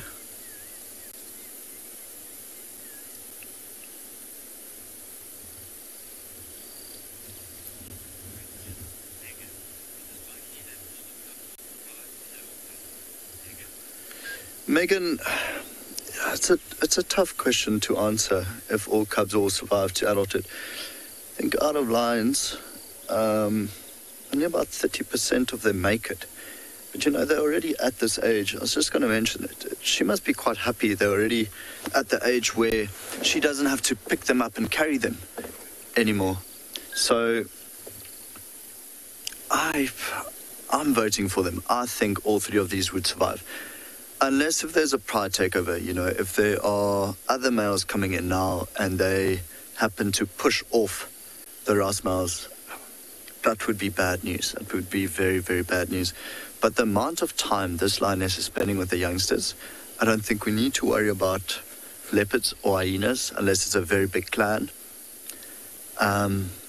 My biggest worry would be other males coming into Ngala. Saying that though, I've never seen the Ross males look this good. She's gonna vomit. I think the grass is kicking in.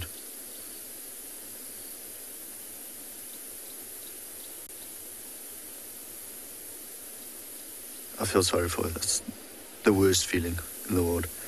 It's her own fault though. She made her do this.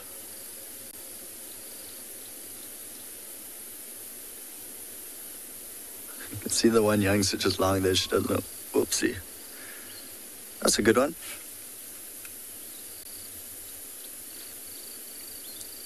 The one youngster doesn't know exactly what the mom's doing. So let's say if she covers it, can you imagine they're going to spend the entire day here? Or maybe another night. If she doesn't cover it, I think she'll move on. Because even that leaves quite a stench for other predators to smell, especially things like hyenas. I told you how curious hyenas get.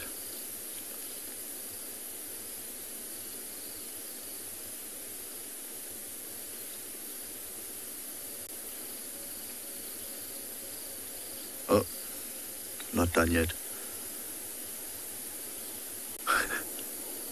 She's calling. Bit of a soft moan there.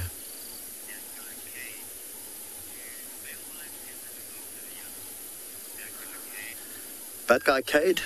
The male lions don't spend too much time. You won't see them babysitting.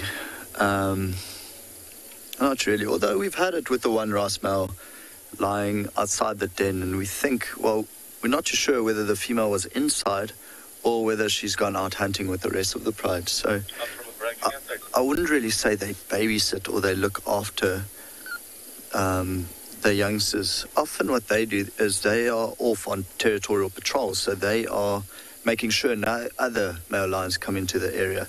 It's mostly the mom's job. Although there are cases where, you know, some of the males are...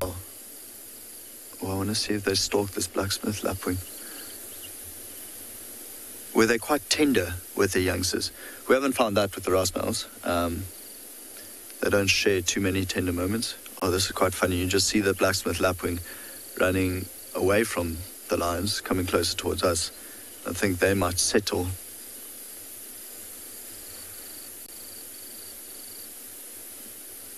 Yeah, they've given up. They have to cross the river to get to this bird. It's a beautiful reflection of that lion's paws. No, just a tail.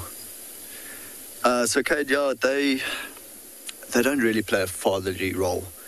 You know, they don't feed them, and we haven't really noticed them babysitting. Especially not the Ross males. It's almost like they don't like their own kids.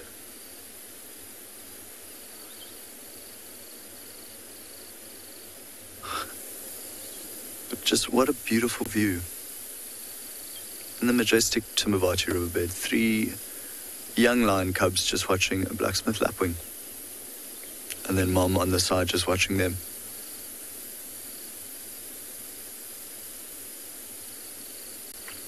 So that's the little pale lioness just trying to stare over her shoulder at what the bird's doing. Nearly flipped over there.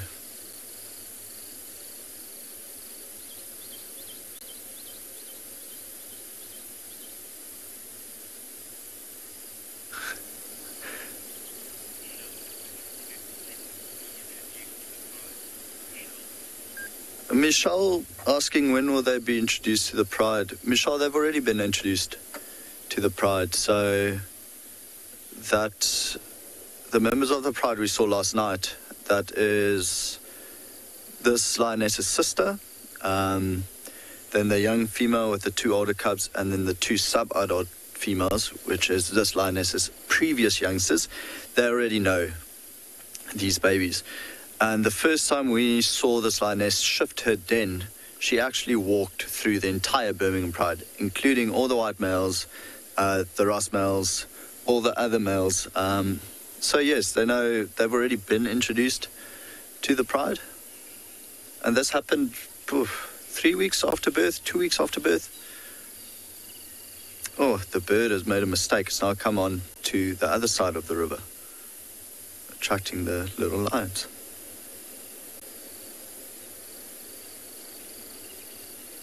See, the thing is, I don't think this lioness wants to hang out with the rest of the pride, especially with her youngsters so small. They would have no chance of getting into a carcass at all. So rather, I mean, they are mostly still on milk.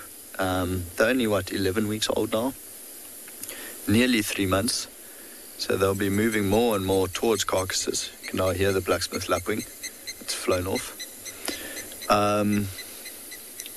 But if they were with the rest of the pride, there would just be no chance for them to eat. They are too small, and we've seen it happen where young cubs were eating from a carcass and a male lion actually swatted at one of the cubs and broke its back leg, and that cub didn't survive. So I think they know exactly what they're doing.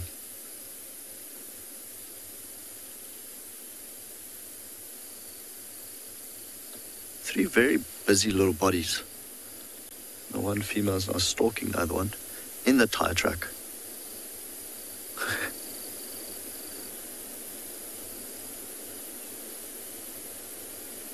So it's quite tough to run in the sand there. It looks like the sand is rather soft.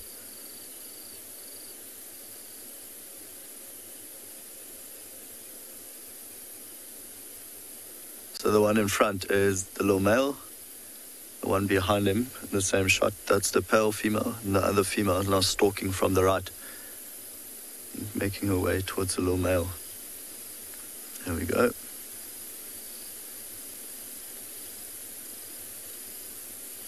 Like I said the other day, the size difference already is immense.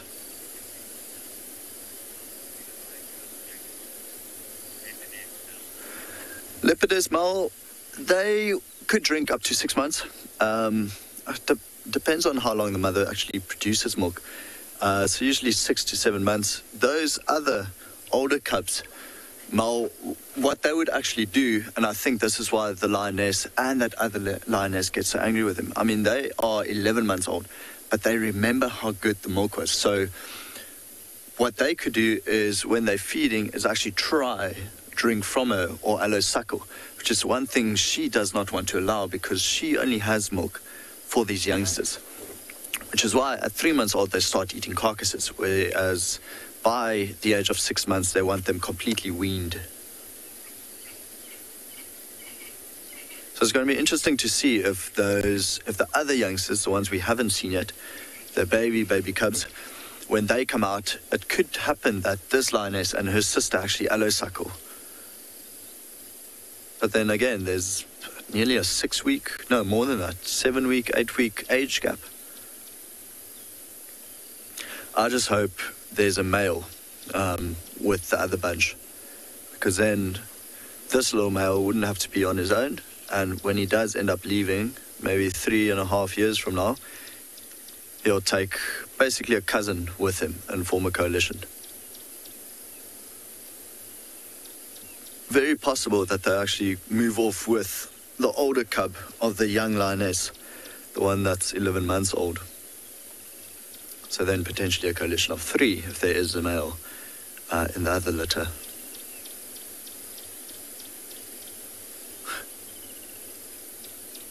That one looks like it's smiling. It's actually practicing a phlegm and grimace. So it smells something in the sand, and it's pushing it into an organ of Jacobson, and that's why it pulls back its lips like that, exposing the teeth.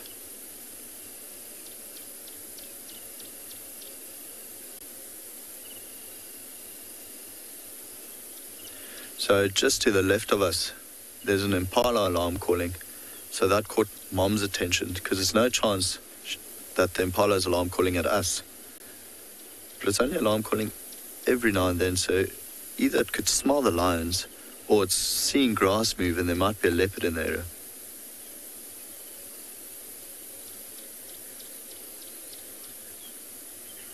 Okay, so we're going to sit here for a while. Whatever is there, maybe it moves down into the river. That should be interesting to see. But while we sit here and wait, see what happens, we're going to send you to Taylor on Pridelands.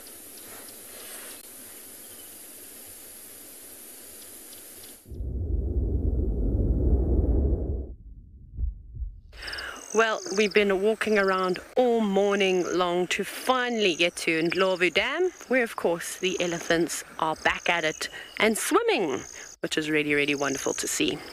My name is Taylor McCurdy, and on camera with me today is Niels. He's never been at Pridelands before, so it's very exciting for him. And like I said, we're obviously here at Pridelands Conservancy, which is part of Baluli Game Reserve and the Greater Kruger Park. But this is really, really awesome to be standing not too far away. Now, as I'm sure you've heard, Pridelands has received an exceptional amount of water. I can't even speak today. And just when we thought the dams were subsiding, we received quite a bit of rain just a few days ago, and it has topped it up quite nicely. So these are all elephant bulls that are swimming here. We walked into a lot of them yesterday. So I think what I am going to do is I'm actually just going to sit very quietly for a minute or so, just so you can enjoy the sounds of the bush.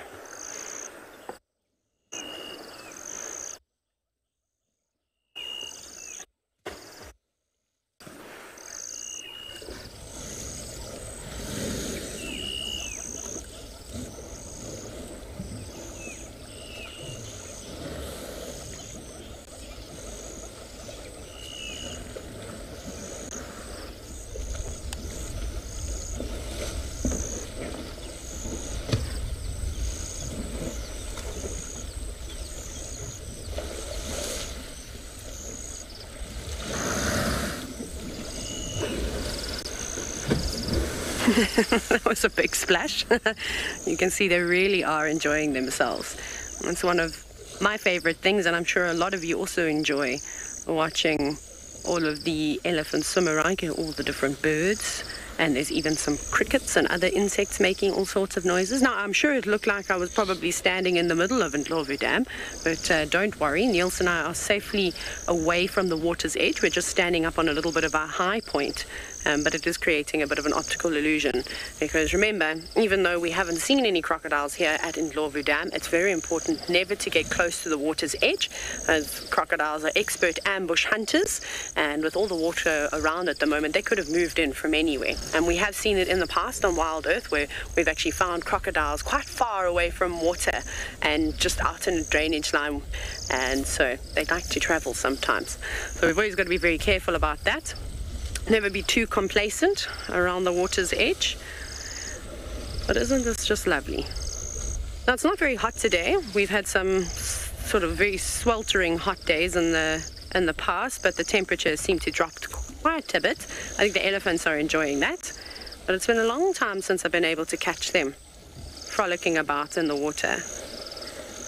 They don't seem to be too much in doing the usual of pushing and shoving one another around, and also annoying the hippopotamus that has moved into Ndlovu Dam, although we can't see him for the moment. He's just tucked away under a bush, trying to keep away from these rather large animals that are causing much drama. Wasn't very impressed. So that's another thing we've got to keep an eye out for, is the hippopotamus. Will probably come walking through the tents at some point.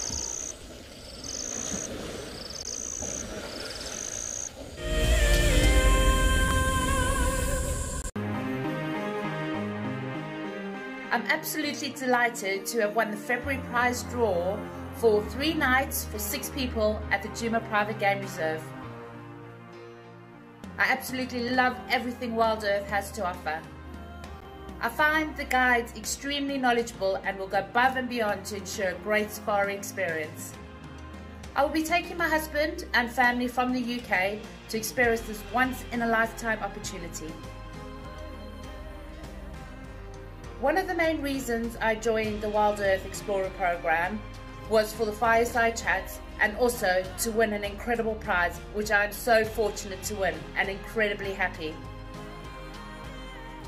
I would like to thank Wild Earth for this amazing prize and cannot wait to meet the team.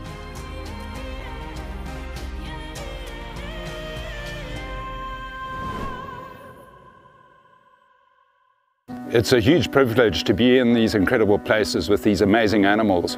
I love filming lions. When they do get up and do something, it's always spectacular. When they are playing, are incredibly fun to watch, especially subalterns and cubs. I love being in the bush and working in these incredible places with these amazing animals. We want to bring it to you so that you can almost feel like you're right there and be able to experience it and enjoy it the way we are. Hello, I'm Marna, your Wild Earth Safari Guide from and beyond Ngala. What I really like about connecting with Wild Earth viewers is that we get to speak to viewers instantly, and I get to show you this beautiful property. If you want to ask me a question, register on the Wild Earth website. Simply head over to the live safari page and you can submit your questions there. Join me or one of the other guides twice a day on Wild Earth.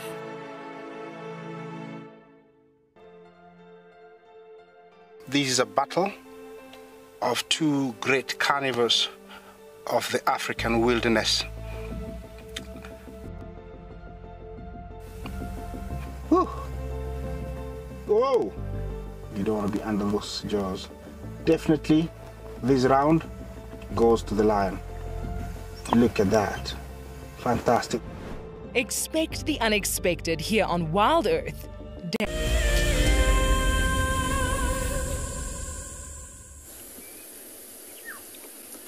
So we've moved the vehicle slightly. The sand is still wet where we are parked, so I'm actually quite scared we sink. We can't get out of here. It'd be dismal to have to push. Actually, we probably wouldn't push. We'll just stay here for the afternoon drive. But us moving has caused the little male. Oh, you can hear him calling. Cute little sound. He's followed the old tire track to where we are. Oh, just settling. The alarm calling has stopped, but you can see the mom. Actually, no, she looks quite relaxed now. But she was watching the southern bank quite intently.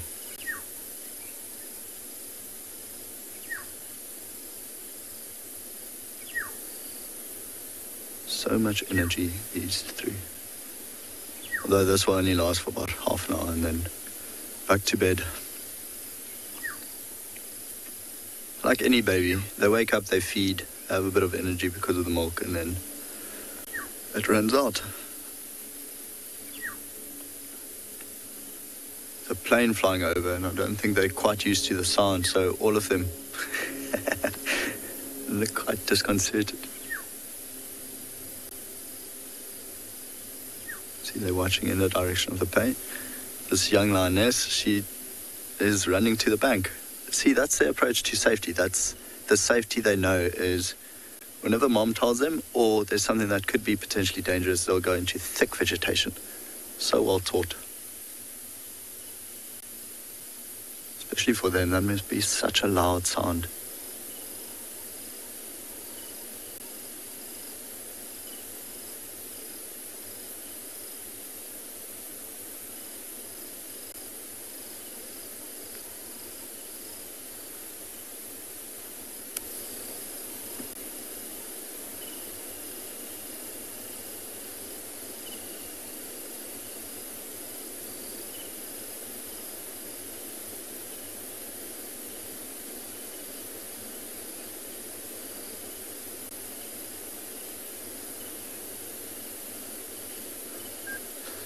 Monique, way more. No, they are completely white, a white line. At this age, it will look like the color of toilet paper or bone. They are completely white. So they would have a bit of pigmentation on the back of their ears, the tip of the tail, and of course the paws. And then the eyes would have a color as well. So the white lines that come onto and beyond Ngala every now and then these days actually have blue eyes. So they do still have a bit of pigmentation, but they'll be completely white. So this is just, yeah, it's just paler. But it's also, I mean, between the Ross males, you can see the one male is darker than the other. So it could be that the lioness, the little lioness, the paler one, actually belongs to the blonder Ross male. And the other two are the cubs of the other Ross male. They're now going into thick grass. So scrambling uphill. You just see the grass moving every now and then. I'm sure they'll come out soon. Whoop. one actually fell over. Luckily the grass was there to catch it.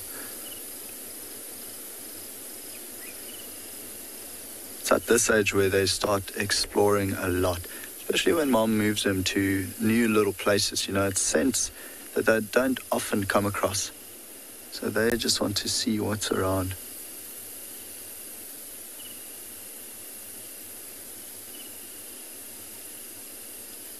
And she's not worried at all. She's not even looking back to see where they are. She should be able to place them just by hearing.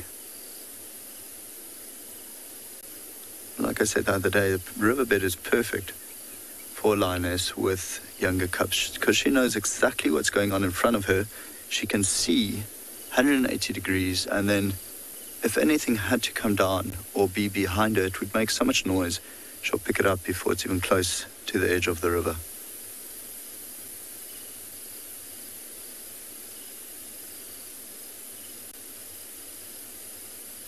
Oh, there's not even grass moving anymore.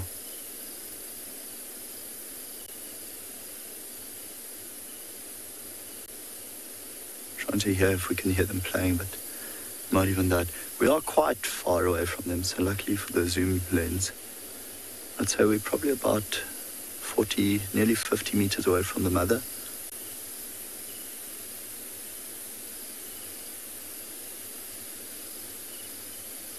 If they venture too far, then she'll call them. She'll give that soft moaning sound, and they'll know to come back.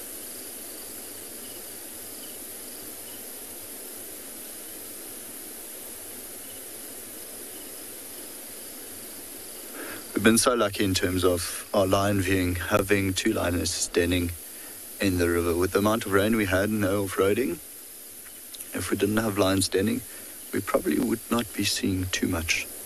Though I must say, lions don't really like the wet grass at all. So often, when you do drive around after rain, it could be you find them in a sodic site where there's no vegetation, or in the riverbed.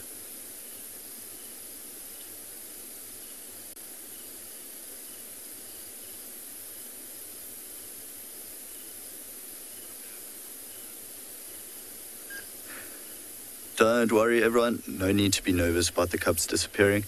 Like I said earlier, it's their safety. So them going into thick vegetation like that, it is safe for them. And I can tell you they do this day in, day out. You can see she's now looking back.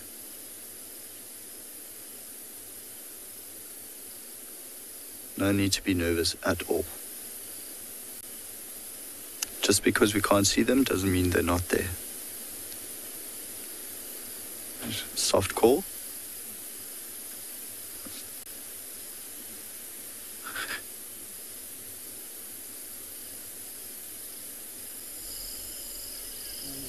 Sure, we'll see them coming back now.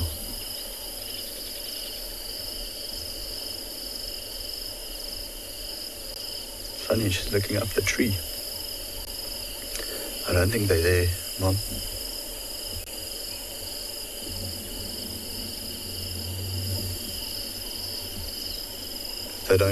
If they don't come back, she'll get up and she'll actually move up the bank where she last heard them.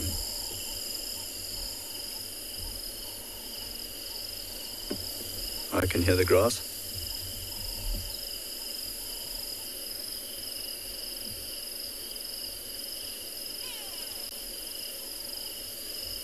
You can definitely hear rustling, and it sounds like they're coming back down.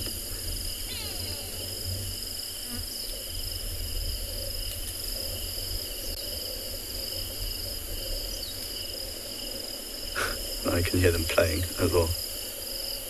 So they're still around just behind her. Can't see any movement. They're definitely there.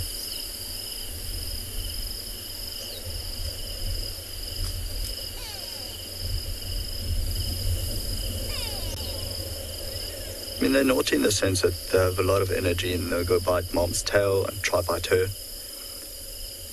But once she calls like that, they'll definitely come back to her. Not to worry Mom out too much. Yeah, you can see the movement in the grass just underneath the tree. I think just wait a little while. It's going to pop out in the riverbed now. There's 1, 2, and the third one will shortly follow. There we go, just putting Mom at ease, saying don't worry, we're still here. The third one's coming now. See, all it takes is that soft, low groan, that soft little call from Mom, and they all respond. There's a third one coming on, the last little female. So, there we go, they're all safe. For now, I think we'll still sit here. You know, what a lovely place to sit. We are in the shade. But we'll send you over to Lauren and see what she's up to.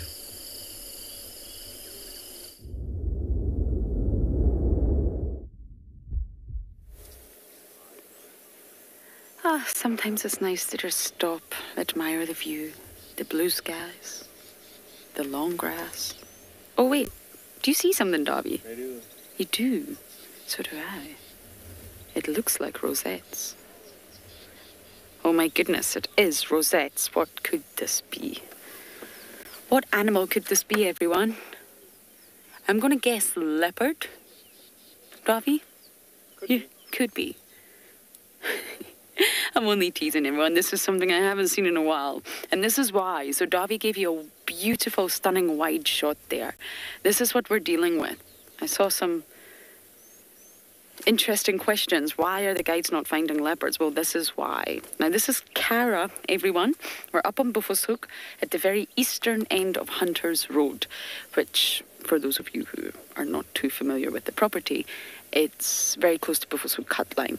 Cara's spending a lot of time here, and I'm very grateful that she's left the Manguletti area and she's spending more time on Buffelshoek. She's not quite ready to be territorial yet. She's young. She's Hukamuri and Chidulu's daughter, so his legacy lives on. But she's finding her feet, or finding her paws. And I think, I'm not a leopard, obviously, but I do think there could be room for her in Buffelshoek, and that's so joyous because we can traverse Buffelshoek now, and really, there's quite a lack of females up here. I mean, Klalamba pushes in a little bit. Luna's around, but we rarely see her. And Sele seems to be spending more time on the eastern side of Buffelshoek. So I personally feel there could be space for this girl. And that's wonderful news. But yes, she's not yet ready to be territorial. So of course she's pancake flat. And she's taking all the shade available. But that's okay, Cara, you can have the shade. Darby and I will survive. She's such a stunning leopard. You can immediately tell, I feel, who her parents are. And she was originally named the Hukadulu. Whoever came up with that, honestly, I'd love to give you a bar of chocolate. Not a lot of people love that name, but I think now that Hukamuri is passed, or has passed, it's a lovely name, Hukadulu. Cara the Hukadulu. But she's small and still very young looking. Leopard lover. You obviously love the leopards. And this has made your day. I'm so happy. It's been a struggle for leopards on Djuma. Everybody's struggling right now. And it's a number of factors. But mostly, of course, the vegetation. And I personally feel just due to the lack of tracks, there's not many leopards moving in Djuma right now. Tlalamba's there, but if she really is denning, then of course you're not going to see her regularly. And as for males, I mean, Molwati is the most dominant male around here. We just never see him. So that's not good for us, but it means he's doing a good job of being a leopard. But seeing Klangula yesterday on Buffelshoek Cut Line moving west was actually fascinating. Maybe he's starting to push down a little bit, which is great news, because I would really love to spend more time with him. He's ridiculously handsome. So things are shifting as they always will. They always do. And now with Cara in the mix here, totally separating herself from Mom, that's really good news. So with leopards, the mother normally gives a section of her territory to the daughter, making space for her, not for males, but for females. Why? because it's better to have your relative close by than a stranger. It's better that your neighbour is your bloodline rather than someone not related to you at all. So I think Cara's territory is going to develop on sort of the western side of Bubusup, the western side of Djuma, and maybe the very short eastern section of Simbambili. Wouldn't that be lovely? It's definitely not the best visuals I've ever seen of Cara. But she does keep putting her head up every now and again. And we will also try to reposition.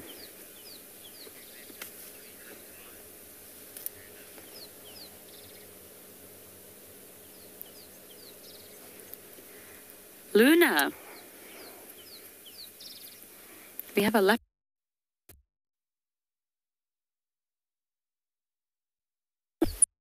Yes, they're solitary animals. If you ever see leopards hunting together, please do let me know. That would be something to see. You will only really see leopards together when it's mother and offspring.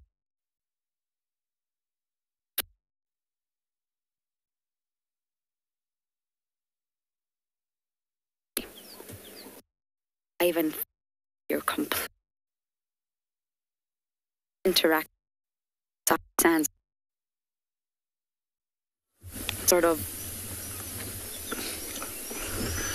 It's getting to that stage now where, look at that youngster's face, actually listen to it as well.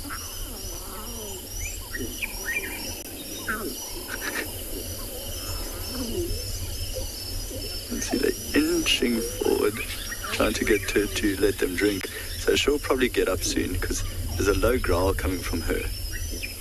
And she doesn't want them to drink, it's going to hurt her.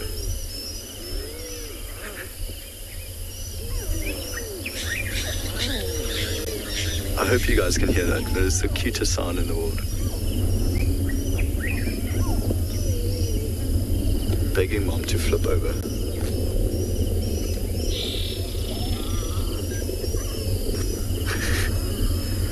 So she puts her paw in front of her teeth.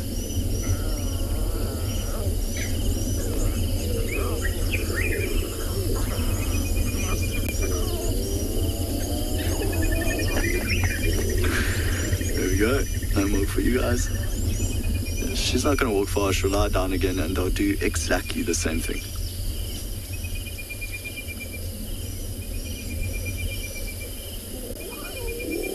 The one is right on top of the mother. I think almost trying to flip her over just by using the weight. But notice they try act cute. So they'll rub up against mom, often go to her chin, rub up just below her chin, and then go for the teat and start begging. I mean, they don't look hungry. They actually look quite well fed, so I think this is more greed. And like any mother, I mean, she'll be able to feel when there's enough milk to feed them again. I think she'll wait a while. See the tip of her tail, it's moving slightly every now and then. This could be trying to get the attention of the other youngster.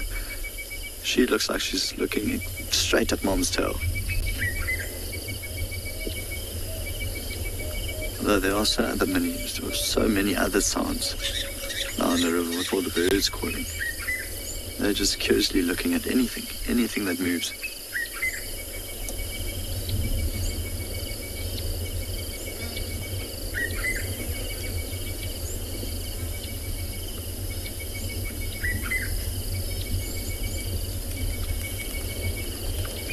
Very busy orange-breasted bushrack calling right behind them.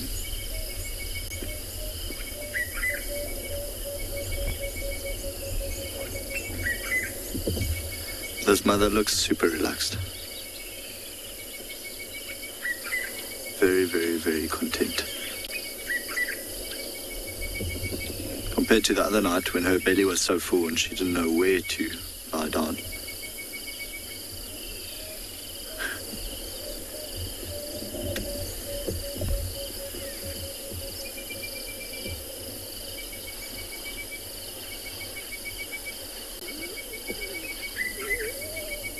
See, here we go again.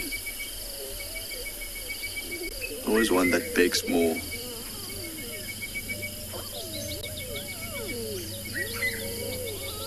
Yeah, the other one's, like I said, it's trying to pull her over. But she's not having any of it. You can hear that low growl. The lip pulling up. Yeah, she's not having it. There we go, up and moving again. Well, I think we're going to watch this for a while. But for now, send you back over to Pridelands and Taylor.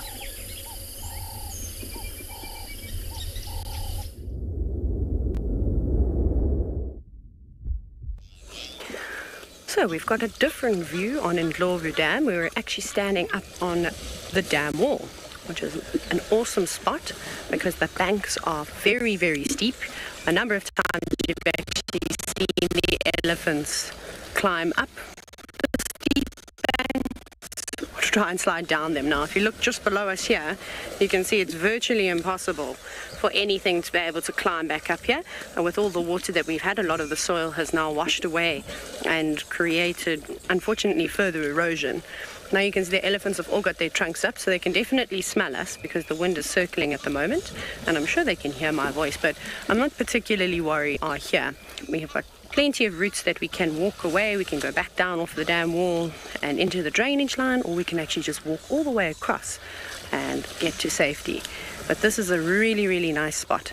But remember, these elephants are often in and around camp, so they're constantly interacting with humans. Not that by any means are they tame, but they're definitely used to us. And elephant bulls are a lot more tolerant than breeding herds typically are. So we probably encountered a few of these individuals yesterday. The only animals that aren't very impressed, you might not be able to see them now, but there is a family of Egyptian geese swimming about too, just trying to find a nice place to stay without getting trampled by these elephants. It's very difficult for the Egyptian geese to raise goslings successfully, as this is a very, very active dam. But perhaps now that it is flooded so much, there's a few more spots that they can sort of find nice little safe areas to nestle into. But we're going to move off from these elephants now, and hopefully we'll see them this afternoon, or if we go back across to the Sabi Sand.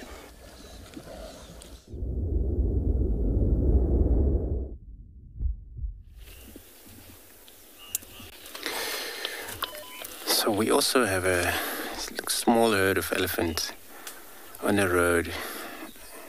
Looks like they love being there because also there's a little bit of waters on the side of that road, so they are busy starting to actually play with that mud. I also have one of the young one in there. So it's a breeding herd of elephant.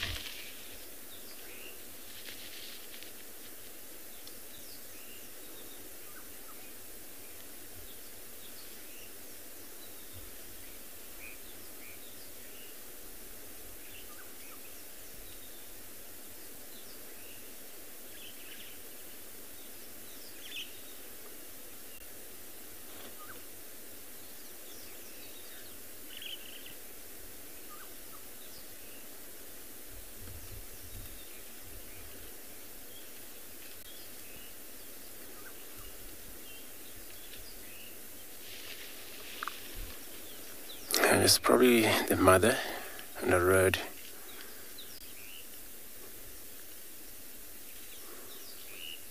Well, this time of year where it's wet, they don't have to struggle so much wanting to drink, and there's always water. So I'm going to try to position because it looks like we are surrounded here by this animal. There's more to the back.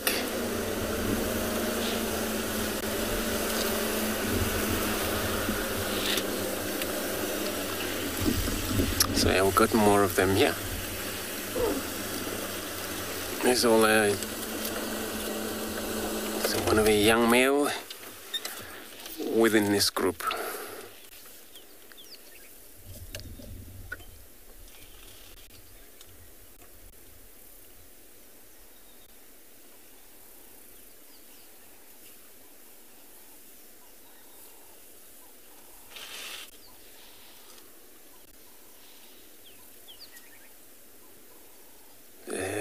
Dark, so they've probably been swimming maybe yesterday, maybe middle of the night. They also can do that when they want to.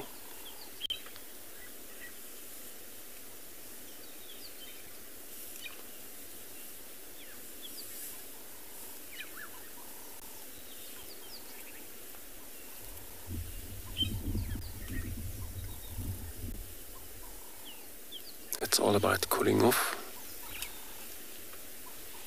Where now the sun is actually picking up much of heat. Oh, they were probably wanting to swim if there is a near watering hole around here. Where that will be a Gari Dam.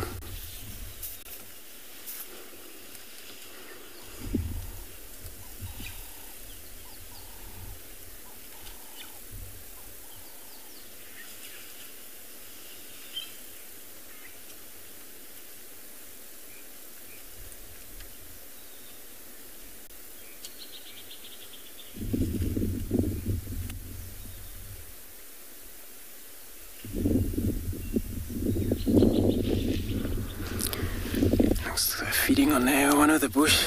It's called sickle bush.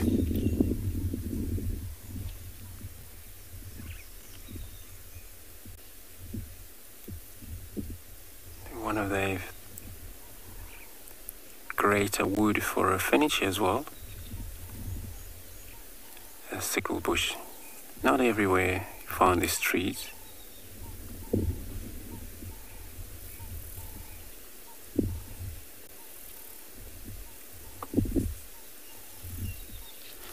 We're going to keep up with them since they are trying to move away from us, but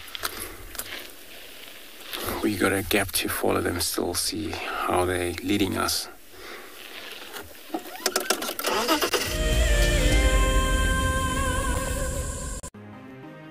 It's the month of March and Wild Earth is offering you the chance to win a brand new prize. Sign up to be a Wild Earth Explorer and you could win a 5-day eco-training ranger experience for 2. Eco-training is the pioneer and leader in safari guide and wildlife training in Africa. The lucky winners can look forward to approaching dangerous game on foot, tracking and 4x4 driving, learning about animal behavior, and even spending one night sleeping out under a blanket of stars. In addition, you will also get the exclusive opportunity to join the Wild Earth team on the broadcasting vehicle. Sign up to be an explorer now, and it could be you that wins this life-changing experience. Terms and conditions apply. I got into wildlife filmmaking because of a passion for nature and a notion that I could make a difference. Helping others fall in love with nature brings meaning to what I do. It's also a lot of fun. A couple of times per week we receive some very heartfelt messages from viewers telling us about how Wild Earth has made a difference in their life, whether it's helped them through a difficult period or simply helped them to reconnect with nature. I think that's why we do what we do. Hi, my name is Tristan Dix and I am a guide here at Djuma Private Game Reserve for Wild Earth. We love connecting you to the African bush and we always look forward to all of your questions. If you want to ask a question on Wild Earth, you'll need to register on the website. Once registered, go to our live safari page and submit a question below the live feed. Catch up with me on Wild Earth. Looks like it's a very difficult climb because every time it tries to climb, the ground is breaking, so it slides down. But it's the only one. Look at that. That is the call of desperation with a cub. It's like, what are you doing, mommy? Oops. Oof. Expect the unexpected here on Wild Earth daily.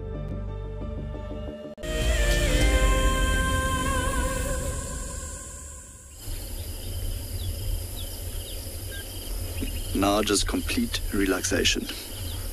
They've actually stopped bothering the mom. So she, just like a normal house cat, put her head on her paws and she's snoozing. And if we go further left, the other youngster is doing exactly the same thing, completely passed out. Looks super comfortable. She just looks very happy as well, very content. The other two still slight bit awake. I think give it some time and they'll fall asleep too. The little paler lioness cuddling the other one. It's special to see the bond between lions.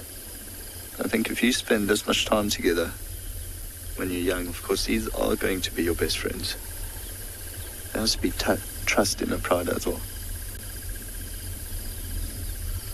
Though I must say, all those cute cuddly bits cut out whenever they're on a carcass, and they are just swiping, clawing and biting at each other to get a piece of meat. Of course, this will only happen later. For now, there are the cute little cats you see in front of you.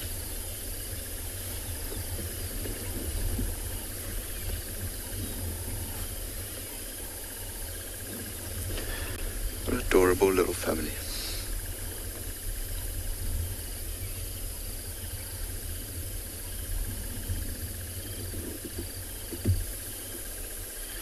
So like I said earlier, we caught them at a good time when they still had energy, they still wanted to play.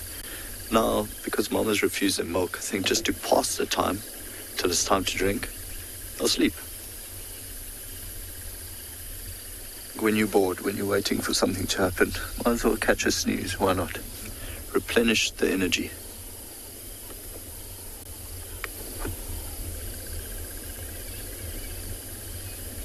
So they've been walking up and down the river, just judging by the tracks around here. They've spent the last 3 days in this area. They've been going up and down. It's also like we saw this morning, every time they try to drink, Mom will walk off a short distance. They follow and then go back to where she was a little bit later. So we'll sit here, we'll watch them sleep for a little while longer. For now, send you to Andrew on Juma.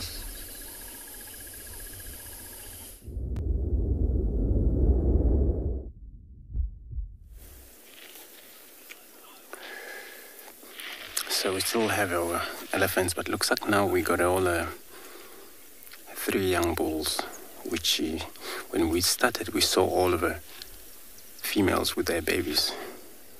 These young bulls, they're still following the herd from the far end, which I believe this age, when they're anything from 14, 16 years, this is the time their mother would turn around for them, not wanting them in a herd anymore. So more likely to be pushed off from that age. Even though it's hard for them to understand why, that's why it will take a long time for them to forget about their mother until they understand. From time being, they would be following their mother from far end.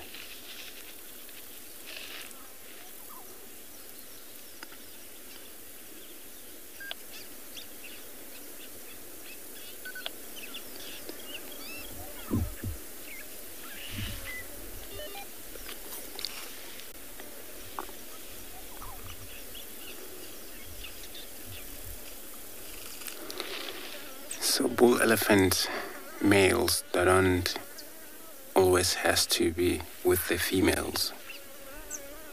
There is a system where males would get around as a bunch of male or single bull, 2 male, but there is a bachelor group.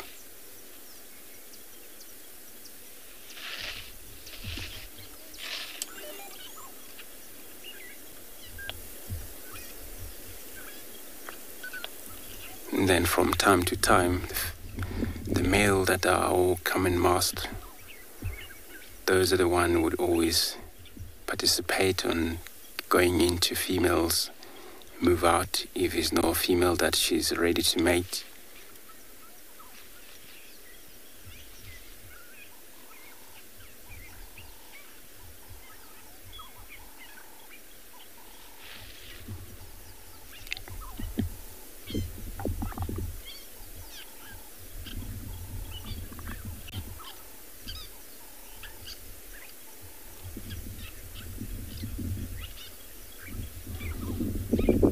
So everybody, I agree with you. Elephants, you can spend a lot of time with them and be evidently enjoying them. They're so cool to watch. Got a lot of things to do though.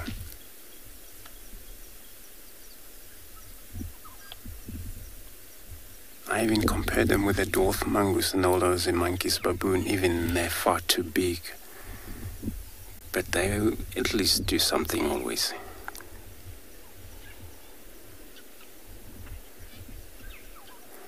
So I'm gonna stick with this elephant. Hopefully the whole group come to this open area. I'm gonna be sending you across to Lauren.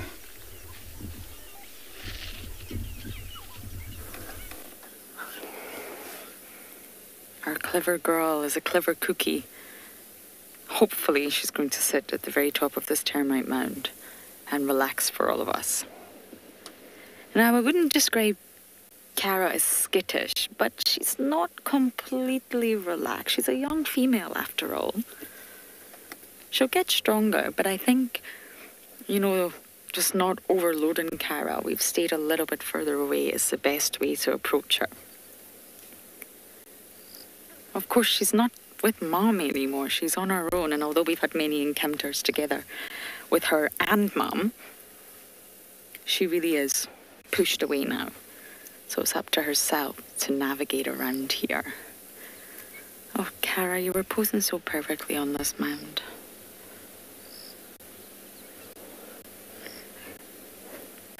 Shall we attempt to go a little bit further forward, Davi? Yeah. Okay, we're just going to attempt very, very slowly to go around this mound here.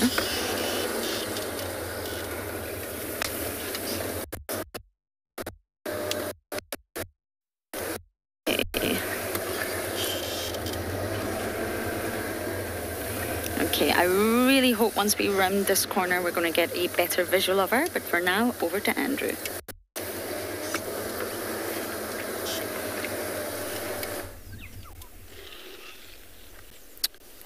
Good luck, Lauren, with Cara. So we're still here, and then I haven't actually moved, you know, because I'm all about the hope that the whole herd will come out to that brush, to the open area here.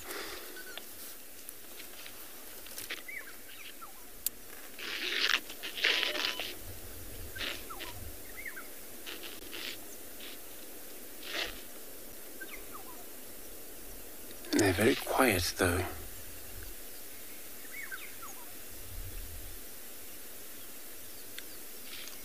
Only time they make noises, this is when these young males got close to their mothers, and mothers growl to them, just to warn them that they must stay away, learn to be isolated.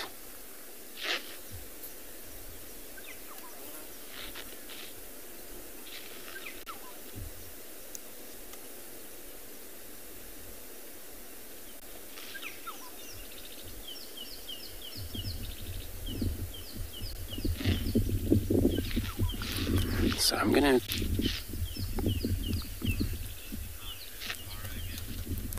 I'm gonna reposition here, and then I'm sending you across to Lauren with her Cara again.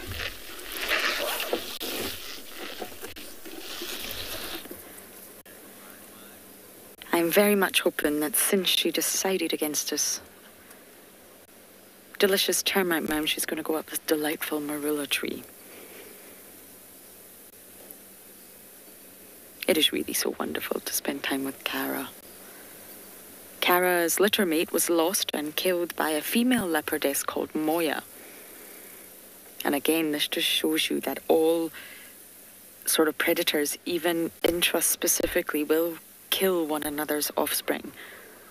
So Cara did have a brother, I believe, who was killed by another female leopardess. Would you look at that tail? On you go, my dear. This marula is waiting for you.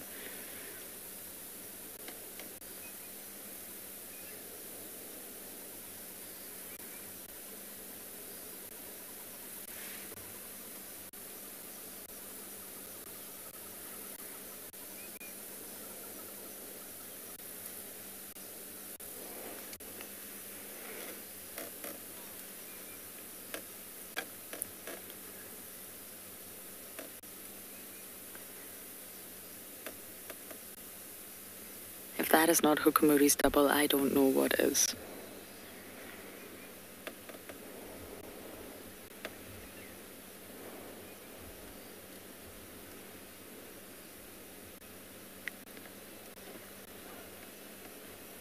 Kara's really easy to recognise from those eyes. I mean, those eyes are Hukonori's eyes, but also in her right ear, she's got a bit of a notch missing out of it. For a young age, that's going to make her really, really easy to identify.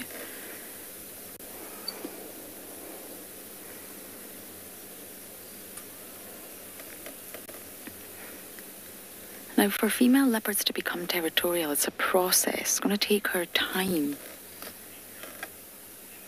It's going to take her time to sort of establish her territory, then set it up, then obviously become territorial so that everybody else around knows. Anna Marie, I agree, it's so good to see her. I think she's going to become a real prominent and dominant leopardess around here in time. And hopefully we can start to watch her a lot more often, just like we have Miss Kalamba.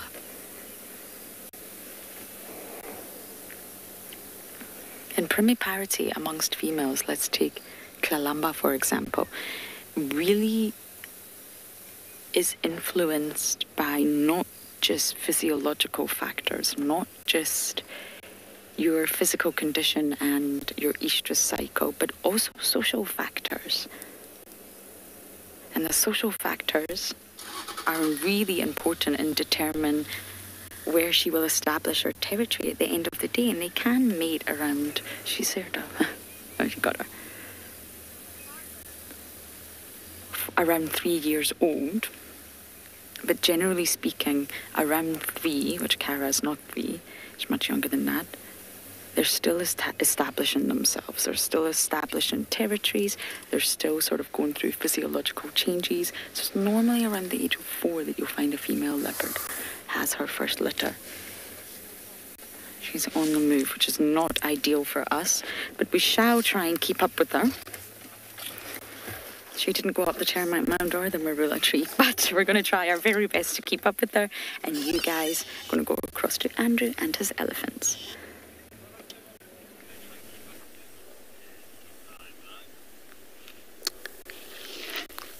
I'm happy for you, Lauren, to have a Kara. You know, we now standing here still with one of the young male elephant. It looks like now we got a little bit of a chance to get close to him. Look how he grabbed grasses. Where tip end of this trunk, they all have sort of like finger projection where they were able to hold on something, anything they need, and then grab into the mouth. So I'm going to move forward.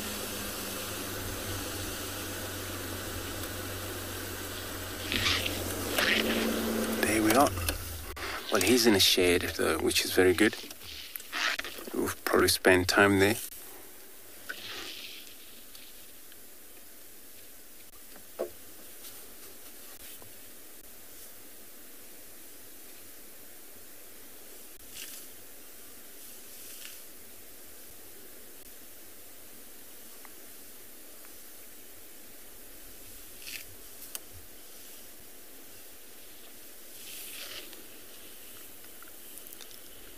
Notice every time they're in a shed, they do less on flapping their ears.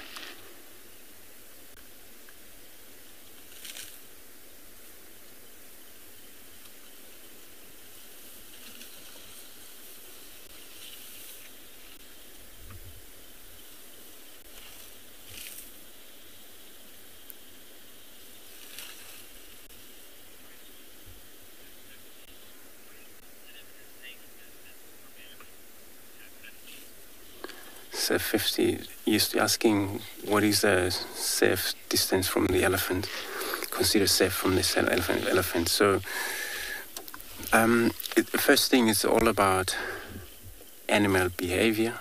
Understand, look at the animals, see how they react before you get close.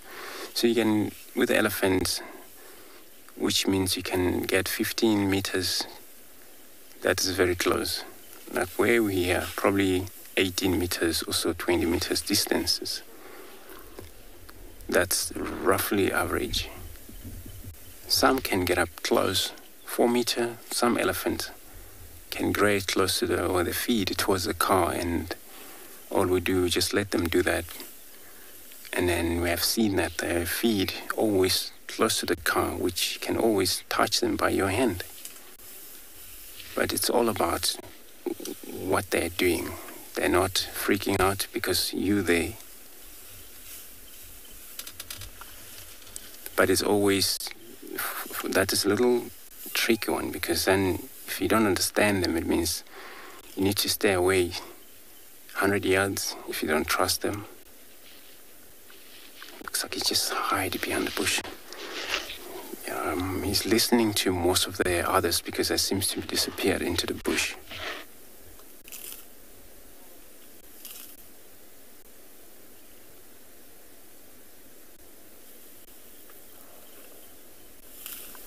So we're just gonna wait here, see, probably gonna go around that little bush, come to the road.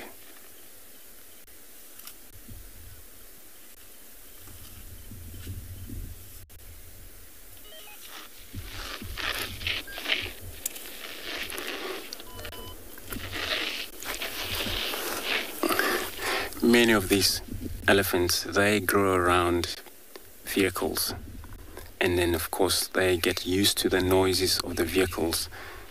And not that they understand what we are most, but they feel comfortable with the vehicles.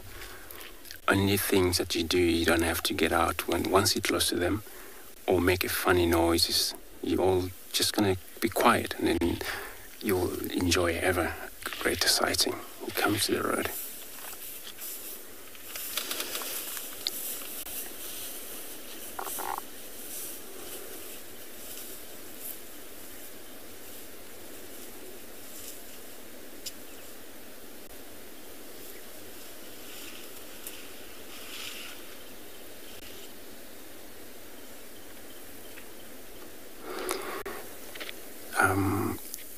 The whole member there is still in the wood, haven't come out, so he already crossed this road.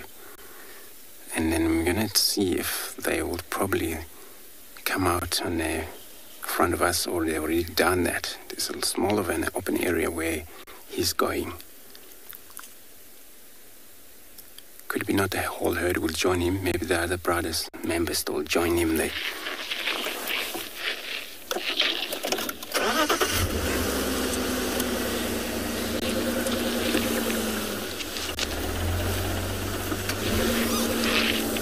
Got another one behind us, so I'm going to reverse, see if we can take that look at.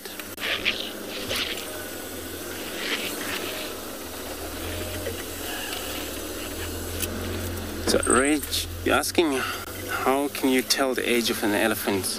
So we can always estimate the age of an elephant, and looking at the size of the animal, look at the tuskers, and that's how you can tell averaging, or you can always estimate. You can't go exactly the age.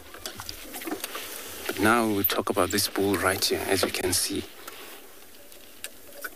He would be probably all on early 6 years, somewhere there. Old.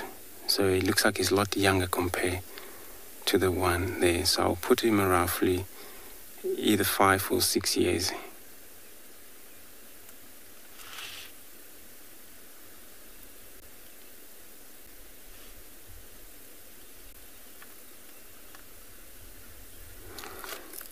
But also their skin, it's got a lot of rankles. So when you look at him there, he's not even showing a lot of a folder.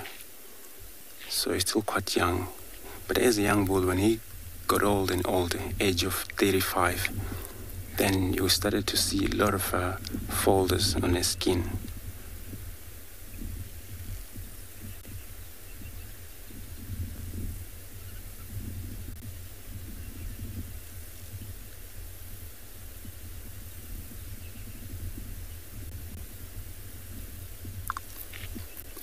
But folder of the skin, it's so important for the animal, big animal like this, to have it, because they have a big body. It's not that they can reach all of the body in terms of scratch. You know, they need to use trees. But what they do, they will spray mud over their body. Then the mud will go all over their body. And then if the skin, for example, it's flat without any of these wrinkles, and then it's easy for this mud to, slipper down to the ground always. But now, not easy. It has to went into these folders. So I'm gonna stay put here. Look at this young guy. We're just sending you across to Ron with this line.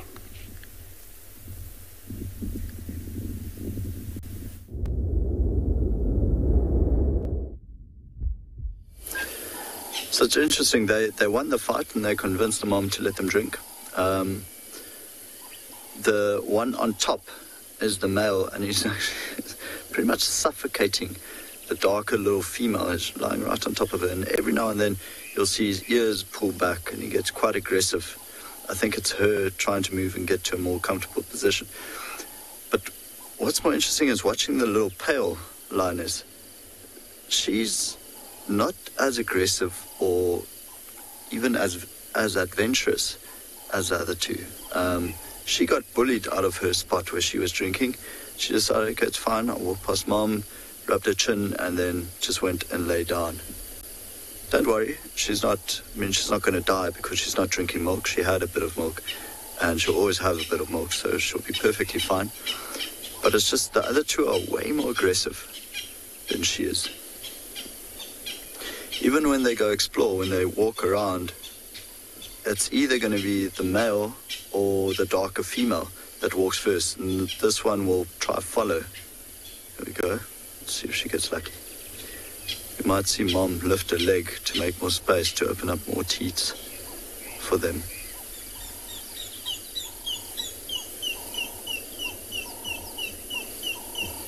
That whistling you can hear is a grey hornbill, a beautiful call. The Cape turtle dove now.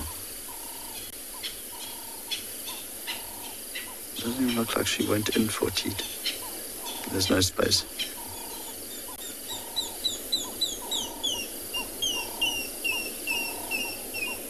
If she did dig in there and caused a bit of growling or ruckus between the youngsters, you'd see the mom either lift the leg or stand up, depending on how much they're hurting her.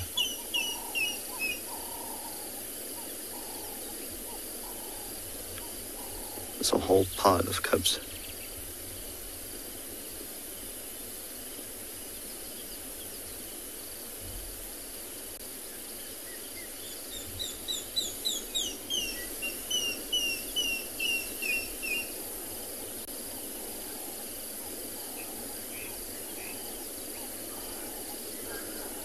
Laura, you are absolutely right. Like I said earlier, lion cubs are just the best things to watch.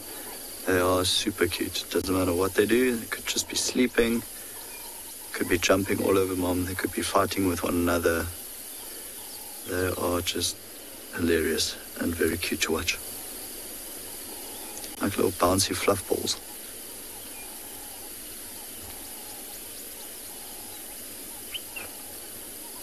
Oh, the sun is beating down at the moment. I think Odie and I are catching a tan.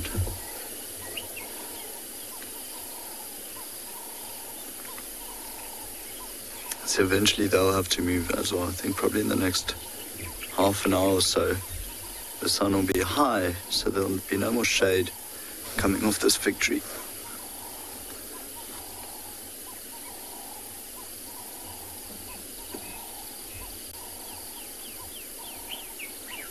Still drinking. You can see a bit of movement in their head. I mean, often they'll just, drink and fall asleep right there. Let's see. I mean, I think they might just fall asleep. But for now, while we wait for that, we're going to send you back to the elephants and Andrew.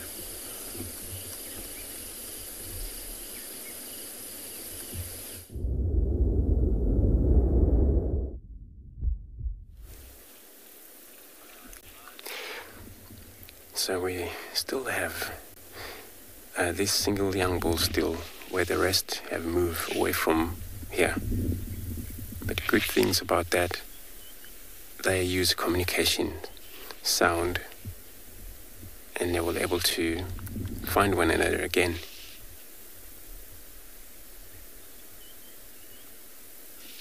And they have quite a few communication sounds. Some we can hear, some maybe we hardly hear it.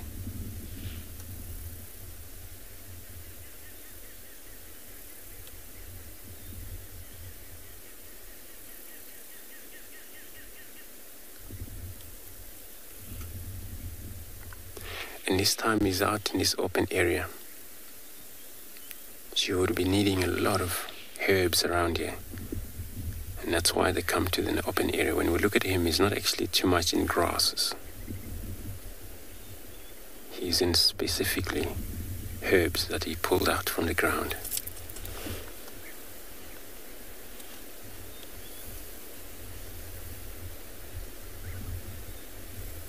Oops. The reason he does that, put the trunk up with his whole plant, it's all about taking all of the dirty. At the same time, it's getting all the flies around his face before he feeds on it.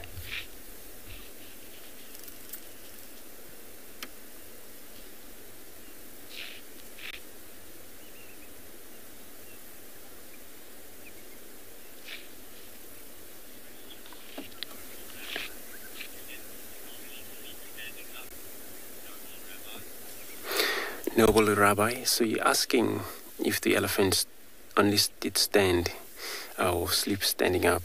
They do lie down. A lot of time they do stand up, but they can lie on the ground. So for that sleep doesn't take long. Those are still young in a herd, most especially, they can spend as much time as they need on the ground flat. Those are the oldest, maybe 45 minutes, maybe an hour, and they're up and going again.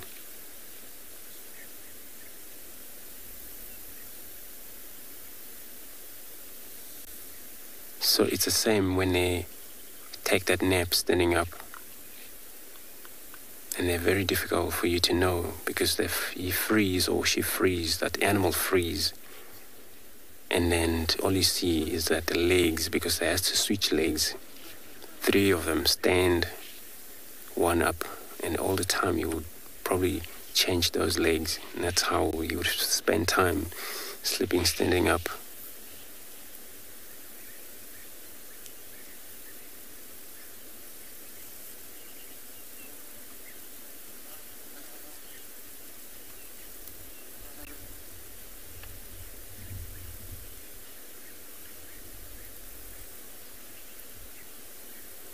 And some that will use this termite mound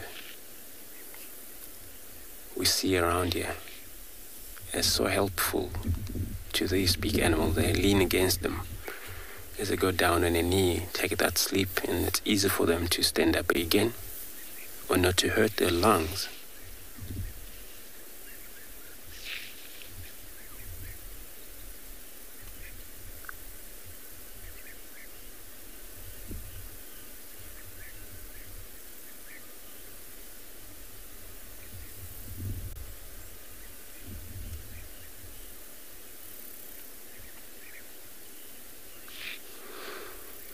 So we're gonna keep watching this bull. I'm gonna be sending you across to Lauren.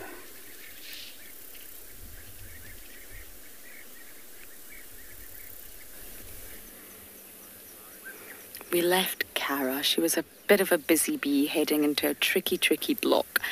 I'm very cautious about off-roading right now. We have to be.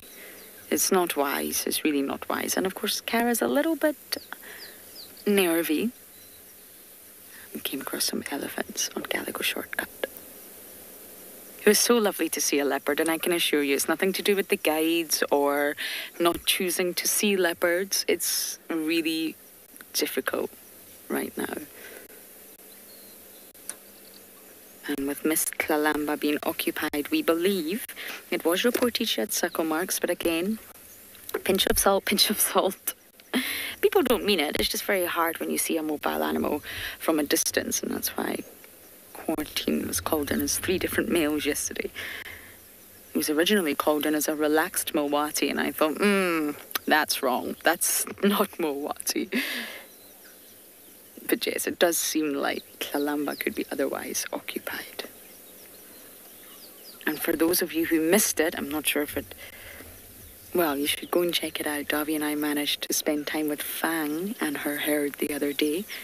Not only did we spend time with them, we actually got to watch the entire herd come all the way down to Chitwa Dam and drink. I can actually get a better view here. This is the road, Davi, isn't it? Or is it? No. It's not. Maybe I can't. So yes, you can check out that sighting of Fang and herd. It was just too wonderful. I wish we could track all the elephant herds, but we don't have the resources here to do that, I'm afraid. But of course, the ones that we know we can keep up with. And Fang returned with a booming herd, I shall say. Lots of offspring. Okay, we're going to bumble a little bit closer to home because, well, my tummy's rumbling. And let's see what we can find along the way.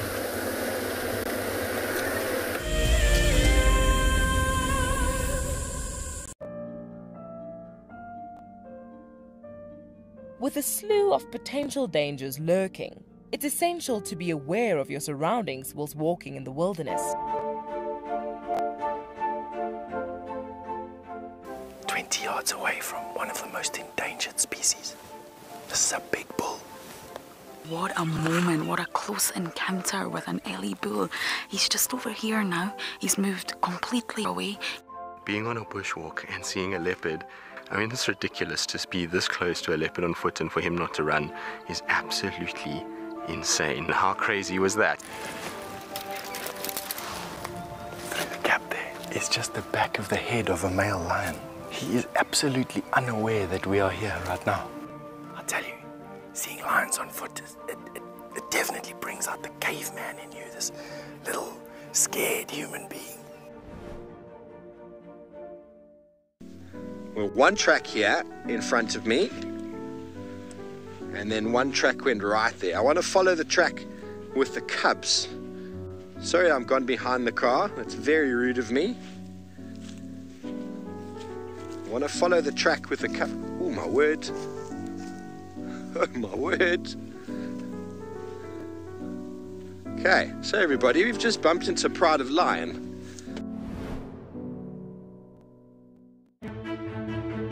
I'm Nikki here at Ambion Ngala in South Africa.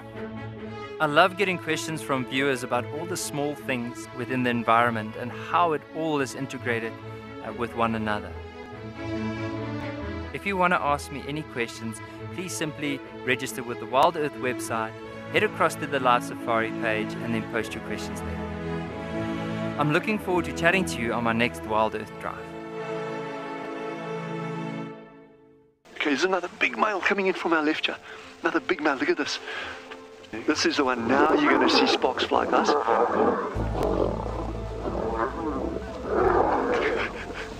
Guys, it doesn't get better than this, eh? Yes, unbelievable. Africa, I love you, eh? Expect the unexpected here on Wild Earth daily.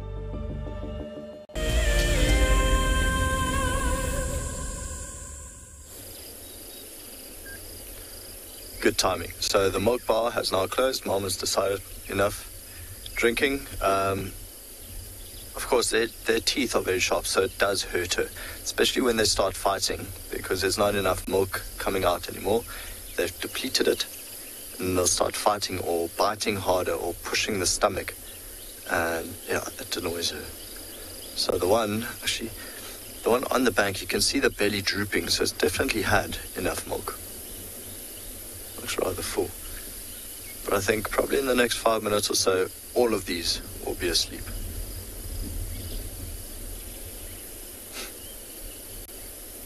Bit of a sneeze there.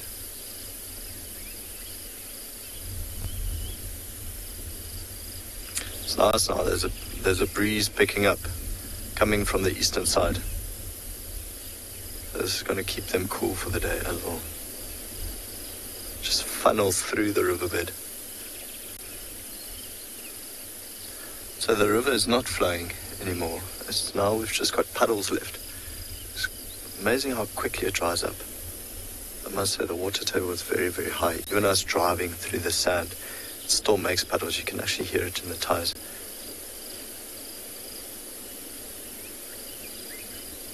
We go that one exploring again. Definitely not ready for bed.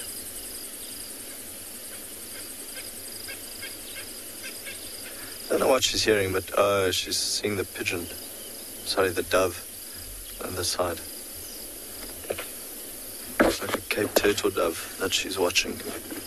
Sparked her curiosity. Definitely a Cape turtle dove. Of course, she's not quick enough to catch that at all. But she'll watch it. It's good. It's a good learning curve for her, even to just try stalk it. I was watching them earlier, and the one female just kept her eye on a vulture that was circling. So even at this age, they know exactly what vultures mean or what vultures look like, these scavenger birds. Of course, when they get older, you often see lions run towards vulture activity. So if vultures start dropping, it means there's a carcass there. The lions will investigate the area just to see if there's still something left that they could eat. We did an episode on Wild Earth last year sometime that